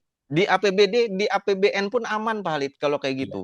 ya, ya. Karena kan kalau di APBN itu tinggal perluasan saja di PP 54, nggak perlu di Perpresnya. Itu. Wah, Ini sudah ini ada yang konkret loh usul. usulannya, Pak. Usulannya Pak, tapi konkret loh, Pak. ada yang usulkan sampai uji material Perpres ke MA segala. Terus terang nih, Pak Halid ya, terus terang ya. ini juga Tapi udah nggak kealpaan bisa Pak, saya. udah lewat batas waktunya gitu untuk bisa diuji Iya. materi. Nah, kemudian yang kedua, yang terakhir nih Pak Halid, yang kedua juga Ya, terkait penandatanganan kontrak.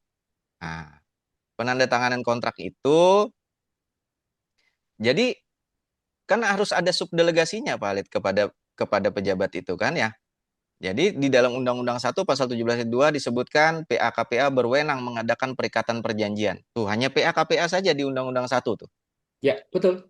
Nah, kan kemudian dapat rinciannya kalau mau dilimpah lagi ke bawah gitu, disubdelegasikan, harus ada kan di dalam peraturan pemerintahnya. Ya, Nah, di dalam peraturan pemerintahnya ternyata tidak ada pelimpahannya, berbeda dengan APBN. Di APBN di peraturan pemerintahnya PP 45 jelas disebutkan PPK adalah penanda tangan kontrak. Oke. kontrak. PBN jelas, clear. Jadi kalau kalau di APBN itu sesuai dengan Undang-Undang 1 2004 dan seterusnya secara secara Undang-Undang 30, tetapi begitu ke APBD nggak bisa. Alasannya kemarin kan ada di Perpres katanya. Nah, sekarang yakinkah kita, Pak? Yakinkah kita sementara Undang-Undang 1 menyebutkan delegasinya itu harus melalui peraturan pemerintah. Yang ini. Ya, Kemudian apakah peraturan yang diatur peraturan pemerintah ini boleh dinegasi oleh Perpres, Pak? nggak bisa. Nah, ini Lebih ada istilah tinggi. hukumnya kalau nggak salah ini. Lex Ya. superior Lex apa ya? superiori derogat legi inferiori. Nah, itu.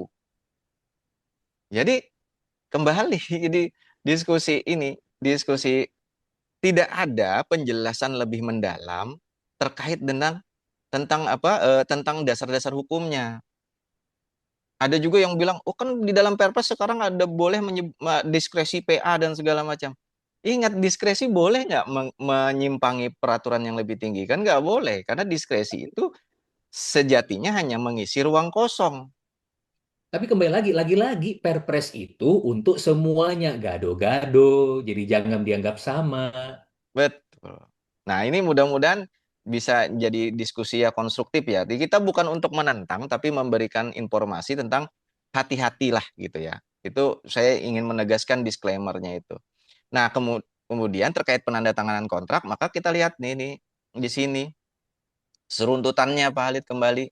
Ya. Kontrak pengadaan barang jasa yang selanjutnya disebut kontrak itu di Perpres 54 juga disebutin nih. Kalau di Perpres 54 itu anomalinya Pak, ini disebut kontrak adalah tanda tangan antara PPK dan penyedia. Oke. Sehingga waktu Perpres 54 ingat kan Pak, ketika ada PA KPA tanda tangan kontrak ribut. Wah, ini Ya. nggak ada PPK, orang kontrak itu antara PPK dengan penyedia kok PA KPA diajakin kontrak. Makanya sekarang sampai sekarang ada PA KPA yang sama sekali tidak mau tanda tangan kontrak. Bahkan bilang, boleh nggak Pak Samsul saya PA tapi tidak PPK. Gitu ya. Berarti sebenarnya Perpres 16 ini sudah tepat dalam mengubah kalimat pasal 44. Tapi justru Betul. blunder mengubah tentang masalah pengertian PPK. Kan begitu? Iya. Jadi ini tukar-tukaran masalah. Jadi kalau makanya saya bilang usulan konkretnya kembalikan definisi PPK ke Perpres 54 untuk pengadaan barang jasa, kemudian yang 22 ini ubah menjadi 44. Ya. Tenang APBD APBN dulu untuk urusan PPK ini aja Pak Lid ya, untuk urusan PPK nanti yang PPK lain-lainnya dulu lah. kita Yang lain-lain nantilah nanti di Zoom gitu. yang lain lah. Di Zoom yang Tapi lain. khusus untuk PPK ini ubah dulu sebagai penutup Bapak Ibu sekalian, ingat kalimatnya PP 12 menyebutkan pejabat yang menandatangani atau mengesahkan dokumen itu bertanggung jawab terhadap kebenaran material dan akibat yang timbul dari penggunaan surat bukti dimaksud. Jadi ketika Anda bertanda tangan, sementara Anda tidak PA atau tidak KPA, maka ingat pasal 121 ayat 1. Adakah sebutan nama Anda di situ?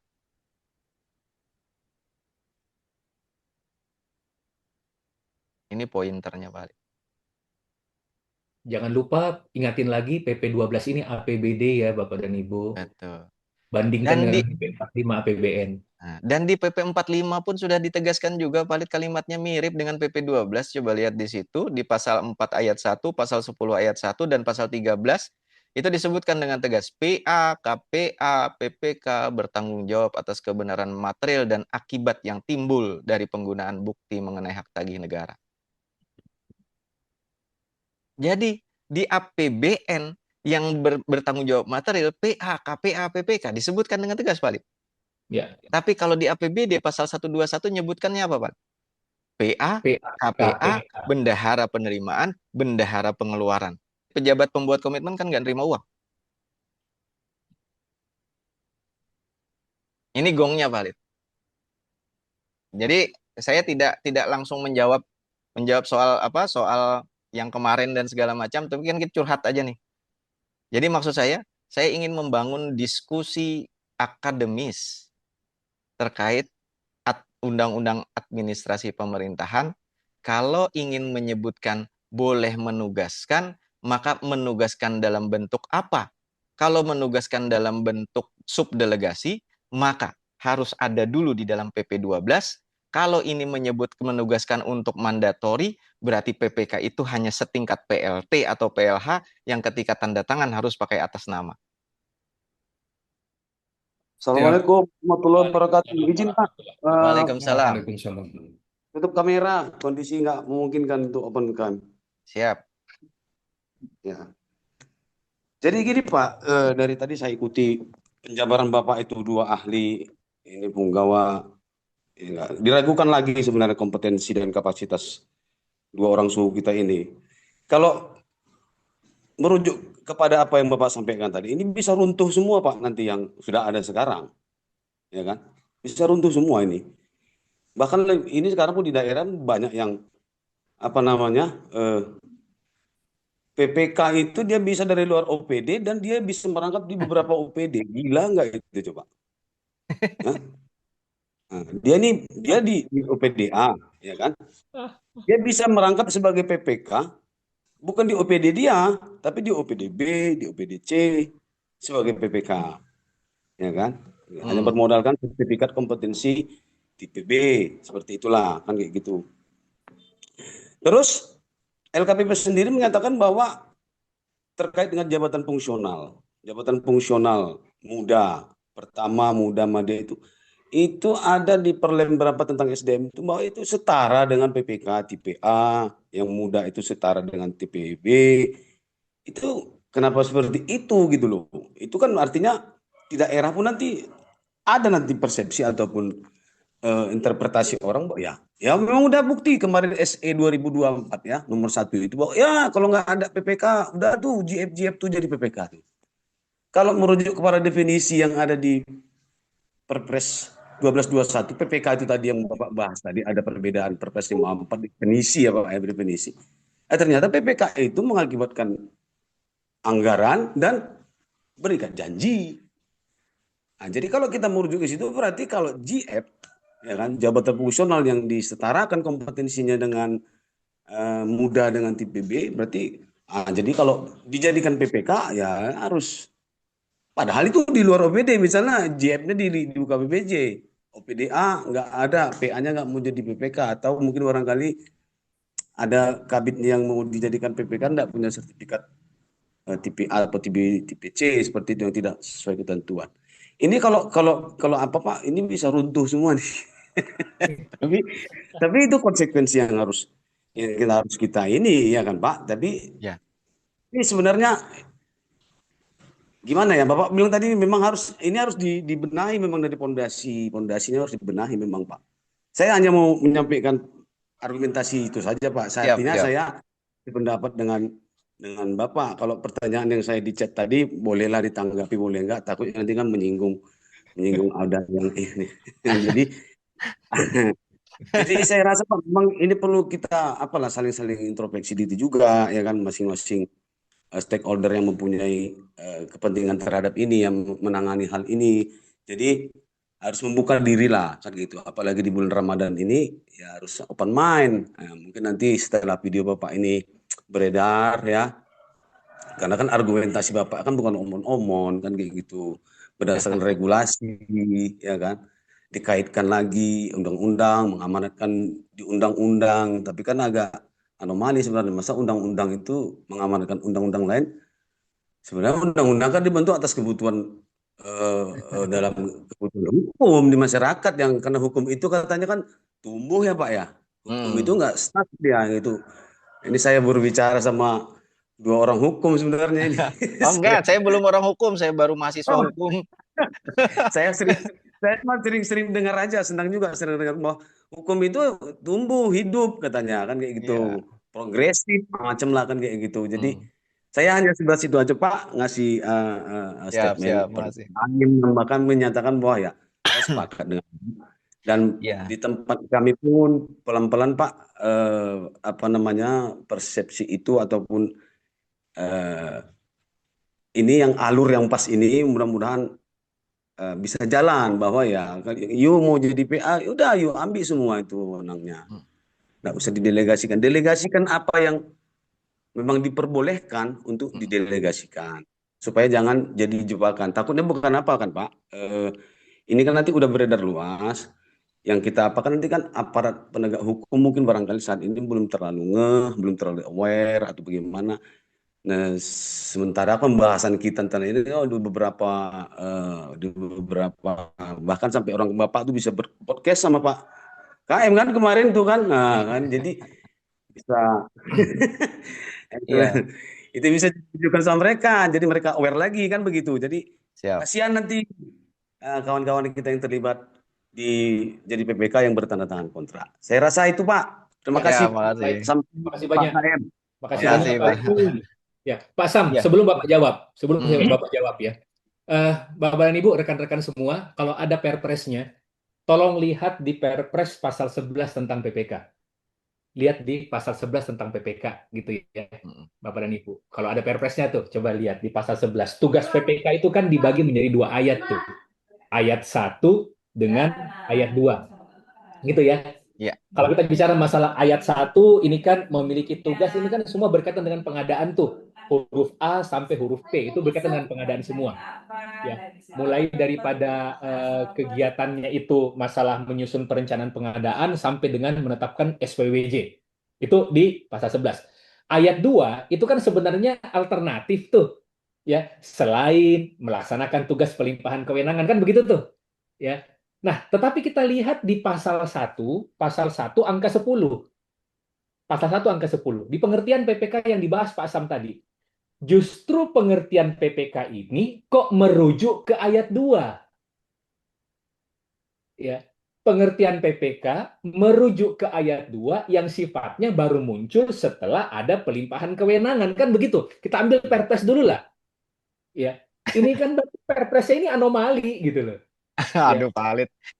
Saya sebenarnya sudah Tahan, bikin saya enggak. saya sebenarnya bikin bahan soal itu, Pak Halid. Hmm. Ini kalau ada yang baca buku saya di buku Aneka Masalah Teknis Pengadaan Barang Jasa, saya sudah urai itu bahwa ternyata tim penyusun naskah akademis mengganti Kepres 80 itu dibentuk sejak tahun 2003. Nah, jadi Kepres 80 tahun 2003 terbit, senyampang dengan itu Presiden menerbitkan SK Tim Kajian Akademis. Itu sampai sebegitunya Pak Halid tuh. Berarti Ya. kan kajian akademis Perpres 54 itu 7 tahun, Pak. Nah, sekarang kita bayangkan Perpres 16 lahirnya berapa tahun? Perpres 54 yang bagus itu dirusak oleh perubahan-perubahan yang tidak karuan tuh. Perpres 54 berubah jadi Perpres 70, 134, kemudian Perpres 4 tahun 2015. Nah, ini bagian juga. Jadi apa yang pengen saya ini kan tadi juga menanggapi sekaligus Pak Arpan tadi ya, Pak Arpan tadi bahwa event ini maksud saya ingin bukan provokasi yang sifatnya negatif. Maksud saya kita semua pelaku pengadaan bertanggung jawab terhadap kualitas regulasi yang hadir. Jadi jangan bebankan hanya kepada teman-teman LKPP. Kita juga perlu berkontribusi untuk perbaikan regulasi ini karena ingat regulasi ini menyangkut hajat hidup kita bersama. Maka meningkatkan kompetensi, makanya saya begitu Pak Halid minta Pak Samsul isi kelas peningkatan kompetensi ya. Wih, saya langsung tuh cepet tuh gitu. Saya langsung cepet, oke Pak Halid, saya isi gitu. Ini bukan berarti saya nggak pengen honornya, enggak. Cuman ini kelas idaman gitu loh maksud saya. Jadi karena kualitas regulasi pengadaan akan semakin bagus kalau dikeroyok sama-sama oleh orang ahli-ahli pengadaan yang tidak hanya ahli di pelaksanaan pengadaannya, tapi juga ahli terkait dengan administrasi pemerintahan dan keuangannya. Itu tujuannya sebenarnya Pak Arpani ya. Mudah-mudahan dan dengan adanya tadi diskusi kata Pak Arpani ya paling tidak hari ini kawan-kawan bisa melihat tentu tidak 100% benar tidak, tapi paling tidak ini bisa men-trigger diskusi kita, men-trigger kita untuk mempelajari lebih jauh. Apakah betul apa yang kami sampaikan, yang saya sampaikan khususnya atau tidak. Kalau tidak pun saya terbuka sekali untuk diskusi karena pada intinya kita harus bangun bersama dari sisi kompetensi pengetahuan kita masing-masing gitu ya. Itu kira-kira Pak Halid tanggapan saya terhadap Pak Arpani. Ya, makasih banyak Pak Sam, Pak Arpan. Silakan Pak Aris. Siap, terima kasih banyak ini sama inspirator suhu ini. Dari Wakatobi saya menyapa Bapak dan Ibu sekalian. Siap. Selamat siang buat Bapak-Bapak narasumber luar biasa ini. Saya cuma ini saja, karena saya termasuk salah satu korban juga ini yang tidak bisa berbuat apa-apa. Ya, ketika menyampaikan Permendagri, menyampaikan Perpres, pada akhirnya pimpinan mengambil langkah bahwa di Perpres itu ada penafsiran tersendiri yang di pasal tentang ketentuan untuk selain tadi itu Pak, seperti itu. Nah, mungkin ini perlu kita di pemerintah daerah kan tidak terlalu memahami tentang apa maksud dari ketentuan nomor satu dan yang kedua yang dikasih kata penghubung dan tadi Pak. Yang itu mungkin tentang peran PPK dalam bertanda tangan itu. Itu mungkin perlu dikelirkan ulang. Yang lain saya cuma mau kasih tantangan ini. Kalau kita hanya berdiskusi dalam forum seperti ini dan berakhir pada surat edaran ini tidak ada juga kekuatan hukumnya. Saya mau mungkin lewat Pak Samsul Ramli ini kebetulan sudah pernah bakti nih. Ayo dong kita coba dibuat tinjauannya di Mahkamah Konstitusi supaya dilihat mana yang benar ini supaya kita punya ikatan ketentuan yang mengikat. Iya, kalau cuma begini-begini tetap begini saja ini hasilnya juga pada akhirnya multi tafsir juga jadinya. Saya ini mungkin ini ya melalui KM Partner atau Pak Samsul, Pak SR ya. Ini mungkin bisa kita coba buat aduannya ke MK untuk kita coba tinjau tentang bagaimana kedudukan Perpres dan Permendagri yang seperti itu. Terima kasih itu aja Pak. Siap. Ya, terima kasih banyak Pak Aris. Pak Sam, kita jawab yang kedua dulu ya. Ya. Yang kedua dulu, yang mungkin paling tepat mungkin Pak Aris judicial review ke MA kali ya, Mahkamah Agung ya. Cocok Ya. yang itu saya karena nggak ngerti saya hukumnya. Kalau Pak Betul. Halis kan memang oke Betul. lanjut. Ya, Enggak jadi ada dari Kemenkumham tuh Pak Simamora saja orang Kemenkumham kalau nggak salah sih. betul Mahkamah Agung. Jadi Ya, bisa dilakukan uji material selama aturan tersebut masih berlaku dan menimbulkan akibat hukum. Jadi jawabannya bisa. Cuman permasalahannya lagi adalah harus Ya, ada legal standing-nya. Jadi yang ya. menggugat tidak bisa Pak Sam, tidak bisa saya, tapi Pak Aris yang bisa menggugat justru. ASN ya, harus ASN. Iya, yang Betul. dirugikan siapa? Tadi Iya. Berarti seperti ASN. kalau saya mengatasnamakan nama saya yang PNS menguji material peraturan perundang-undangan, berarti kan saya harus izin bupati, berarti kan saya harus atas nama. Benar. Nah, Benar. saya yakin itu tidak gampang gitu loh. Nah, karena supaya menggampangkan, saya pikir pensiun gampang. Ternyata pensiun justru melemparkan saya dari legal standing. Itu kesejarahannya. Ini sebenarnya nggak pernah keluar. Pak Halid saja saya nggak ceritakan sebenarnya. Cuman gara-gara ada diskusi ini jadi Iya, kalau sayanya kan ini jadi nuntut hasil pertemuan kita di Kendari jadinya. iya, Ya. itu tadi. Kalau apa ya tadi saya bilang apakah pernah ada yang sukses melakukan uji material Perpres? Ada. Perpres 53 kan diuji material oleh salah seorang PNS Iya, teman kita juga di benar. Bangka Belitung kan. Tapi kan dukungan dari pemerintah Bangka Belitung dan DPRD-nya juga, Pak. Karena yang digugat adalah masalah perjalanan dinas, bersentuhan dengan kepentingan beliau-beliau.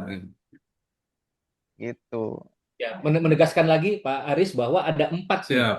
Ada 4 harus terwujud dalam kaitan dengan legal standing. Yang pertama, hak atau kepentingan hukum. Yang kedua, hak tersebut dirugikan karena regulasi tersebut. Yang ketiga, kerugiannya bersifat nyata atau potensial. Dan yang keempat ini yang paling penting, ada hubungan sebab akibat antara aturan dan kerugian itu. Karena kalau tidak, begitu kita ajukan, maka dianggap NO atau tidak dapat diterima. Seperti itu. Itu pertanyaan yang kedua. Pertanyaan yang pertama, silakan kata hubung dan, Pak Sam. Iya, saya nggak tahu nih ya, Pak Halid kalau di buku Pak Halid pakai dan atau pakai dan atau? Yang mana nih? Pasal 11. Pasal Pasal 11 kan 11. pasal kok buku saya ini kan Perpres. Iya, di buku Pak Halid Kalimatnya maksudnya. dan. Nah, tuh kan. Karena ada di salinan-salinan lain, Pak. Salinan lain itu ada juga dan atau. Teman-teman ada Oh, yang bilang. Tapi kok kan bisa? kalau saya lihat dari buku dasarnya itu seingat saya tetap dan gitu. Dan kemarin ada Dan. juga kawan yang capture dan. Nah, kalau dan berarti kan tidak mungkin dipisahkan, Pak Halid. Cuman kan memang ya kembali lagi gara-gara pasal 11 Pak Haris nih, Pak Ustadz nih jadi mancing-mancing. Ya, maksudnya di pemerintah daerah kan ini paling yang ditegaskan itu hanya di segi penandatanganan kontraknya saja yang tegas itu. Nah, Iya, untuk di poin klausal nomor satunya itu diabaikan, Pak. Maka itu eh, perlu dijelaskan apa sih sebenarnya Pak, tindakan kita yang menyebabkan pengeluaran anggaran itu. iya. Padahal pasal di Permendagri itu jelas sekali, dibalik malah. Setiap pelaku penandatanganan kontrak pengadaan barang jasa, PAKPA ya, PAKPA menandatangani kontrak pengadaan barang jasa, maka PAKPA lah PPK-nya. Itu sebenarnya inline dengan ini. Kalau di pengadaan, setiap yang membuat komitmen adalah penandatangan kontrak. Ini kan karena kata sambungnya dan gitu. Karena kata sambungnya dan maka tidak bisa dipisahkan. Setiap PPK pasti pejabat penandatangan kontrak menurut kata sambung dan intinya itu ya. Kalau ketika kita menandatangani, ketika kita menjadi pembuat komitmen sesuai dengan pasal 11 ayat 2 ya pasti tanda tangan kontrak. Nah, sekarang pertanyaannya, kalau misalkan tidak dilimpahkan yang di ayat 2 hanya menjalankan ayat 1 saja, apakah itu termasuk tugas-tugasnya PPK? Itu pertanyaannya. Silakan Pak Halid. Kalau berdasarkan definisi tidak. Nah, itu kan. Itu Ustadz. Nanti bisa dibuat kajian tuh Ustadz. Gitu ya. Intinya itu. Nah, Siap, siap. tapi kalau kita memang betul-betul ingin membentuk pejabat pembuat komitmen, maka pasal 11 ayat 2 itu mengikat dua-duanya. Dia pasti akan tanda tangan kontrak. Kontrak. Nah, ketika tanda tangan kontrak berarti dia bersentuhan dengan keuangan. Maka yang bersentuhan dengan keuangan itu di daerah cuma PA atau KPA. Ya, saya kan pernah menjadi pelaku di APBN waktu saya di Bawaslu. Itu Hmm. peran PPK itu sampai membuat surat tugas SPPD itu PPK yang bertanda tangan. Di Pemda Betul. mana ada? Loh, Itu. Pak, Pak Ustadz ingat nggak ada apa SE Kemendagri atau Permendagri? Saya lupa. Yang PPK tanda tangan apa surat tugas perjalanan dinas. Kalau di pedoman administrasi ada, itu PPK. Malah saya protes sama orang bagian hukum waktu itu. Karena ini ada Makanya, ada PPK bertanda tangan di perjalanan dinas. Kenapa dihilangkan? Pak, jangan lupa Kemendagri itu APBN. nah itu bagian lain. Permendagri tentang tata Ya, naskah dinas. Iya, Iya untuk dia. Kemendagri itu orang APBN. Jadinya rasanya rasa APBN kan? Iya, Jadi PPK di Kemendagri ya memang tanda Tanda tangan tangan di kontrak SPPD. dan SPPD. Memang betul. Tapi di Kalau di Pemda, APBD, waduh ribut. ini Gitu ribet. Ustadz ya. Rumahnya pakai atap ini, rumah rumah terasnya pakai atap jelajah dia ribet. Ya, tapi paling tidak saya pengen itu tadi ya, saya kembali disclaimer dalam setiap penyampaian bahwa diskusi ini atau curhat ini adalah inginnya saya Ya, mengajak semua kawan-kawan untuk memperdalam lagi substansinya karena kemarin apa yang disampaikan dalam forum kemarin itu saya tidak melihat kedalaman substansi keakademisannya atau keilmuannya. Misalkan menyebutkan atribusi, delegasi tanpa sesuatu pun dasar yang disampaikan gitu loh. Yang maksud saya asbabun nuzulnya kenapa sih pasal itu ada sehingga kita sadar betul, sadar resiko itu membuat kita waspada terhadap kecelakaan. gitu. Itu poinnya sebenarnya. Mengajak kita semua untuk belajar bersama, mendalami bersama, dan akhirnya suatu saat kemudian mudah-mudahan nanti Bapak Ibu sekalian yang hadir di sini bisa menjadi pejabat-pejabat tinggi yang bahkan menentukan kebijakan, sehingga ketika menyusun kebijakan, kualitas kebijakan kita ini akan menjadi semakin baik. Karena buat saya, ini salah satu H0 saya, bahwa salah satu juga yang tidak pernah kita ukur adalah kenapa korupsi di pengadaan barang jasa itu masih sangat tinggi sampai sekarang. Kita belum pernah menguji apakah itu disebabkan juga oleh regulasi kita yang tidak proper gitu. Nah, itu yang harus kita tanyakan bersama. Kepada diri kita masing-masing, bukan kepada penyusunnya. Ya, kalau penyusun itu hanya melaksanakan saja, kita yang memberikan kontribusi terhadap perbaikan. Tadi perbaikannya real ya Pak, itu ya tadi ya. Ya. Saya tadi kan ada 2 kali ya saya nyebutin. Saya ingin usulkan definisi PPK-nya, kalau memang PPK itu tetap mau diadakan di daerah, maka definisi PPK kembali kepada definisi Perpres 54, kemudian konstruksi tugas-tugas PPK-nya itu harus diperbaiki sebagaimana Perpres 54, tapi penandatanganan kontrak dikeluarkan semuanya. Memisahkan antara pasal 11 ayat 1 dengan pasal 52 gitu. Supaya tegas. Karena di pasal 11 itu masih ada yang banci, Pak Walid. Di pasal 11 ayat 1 itu kan P-nya itu SPPBJ, Pak Walid. PBJ, padahal itu bagian dari kontrak itu. Padahal itu bagian dari pasal 52. Iya, bagian daripada kontrak, perjanjian. Ya, melaksanakan kontrak. Jadi yang melaksanakan kontrak memang tidak selalu mengendalikan kontrak. Jadi pasal 11 itu udah runtut aja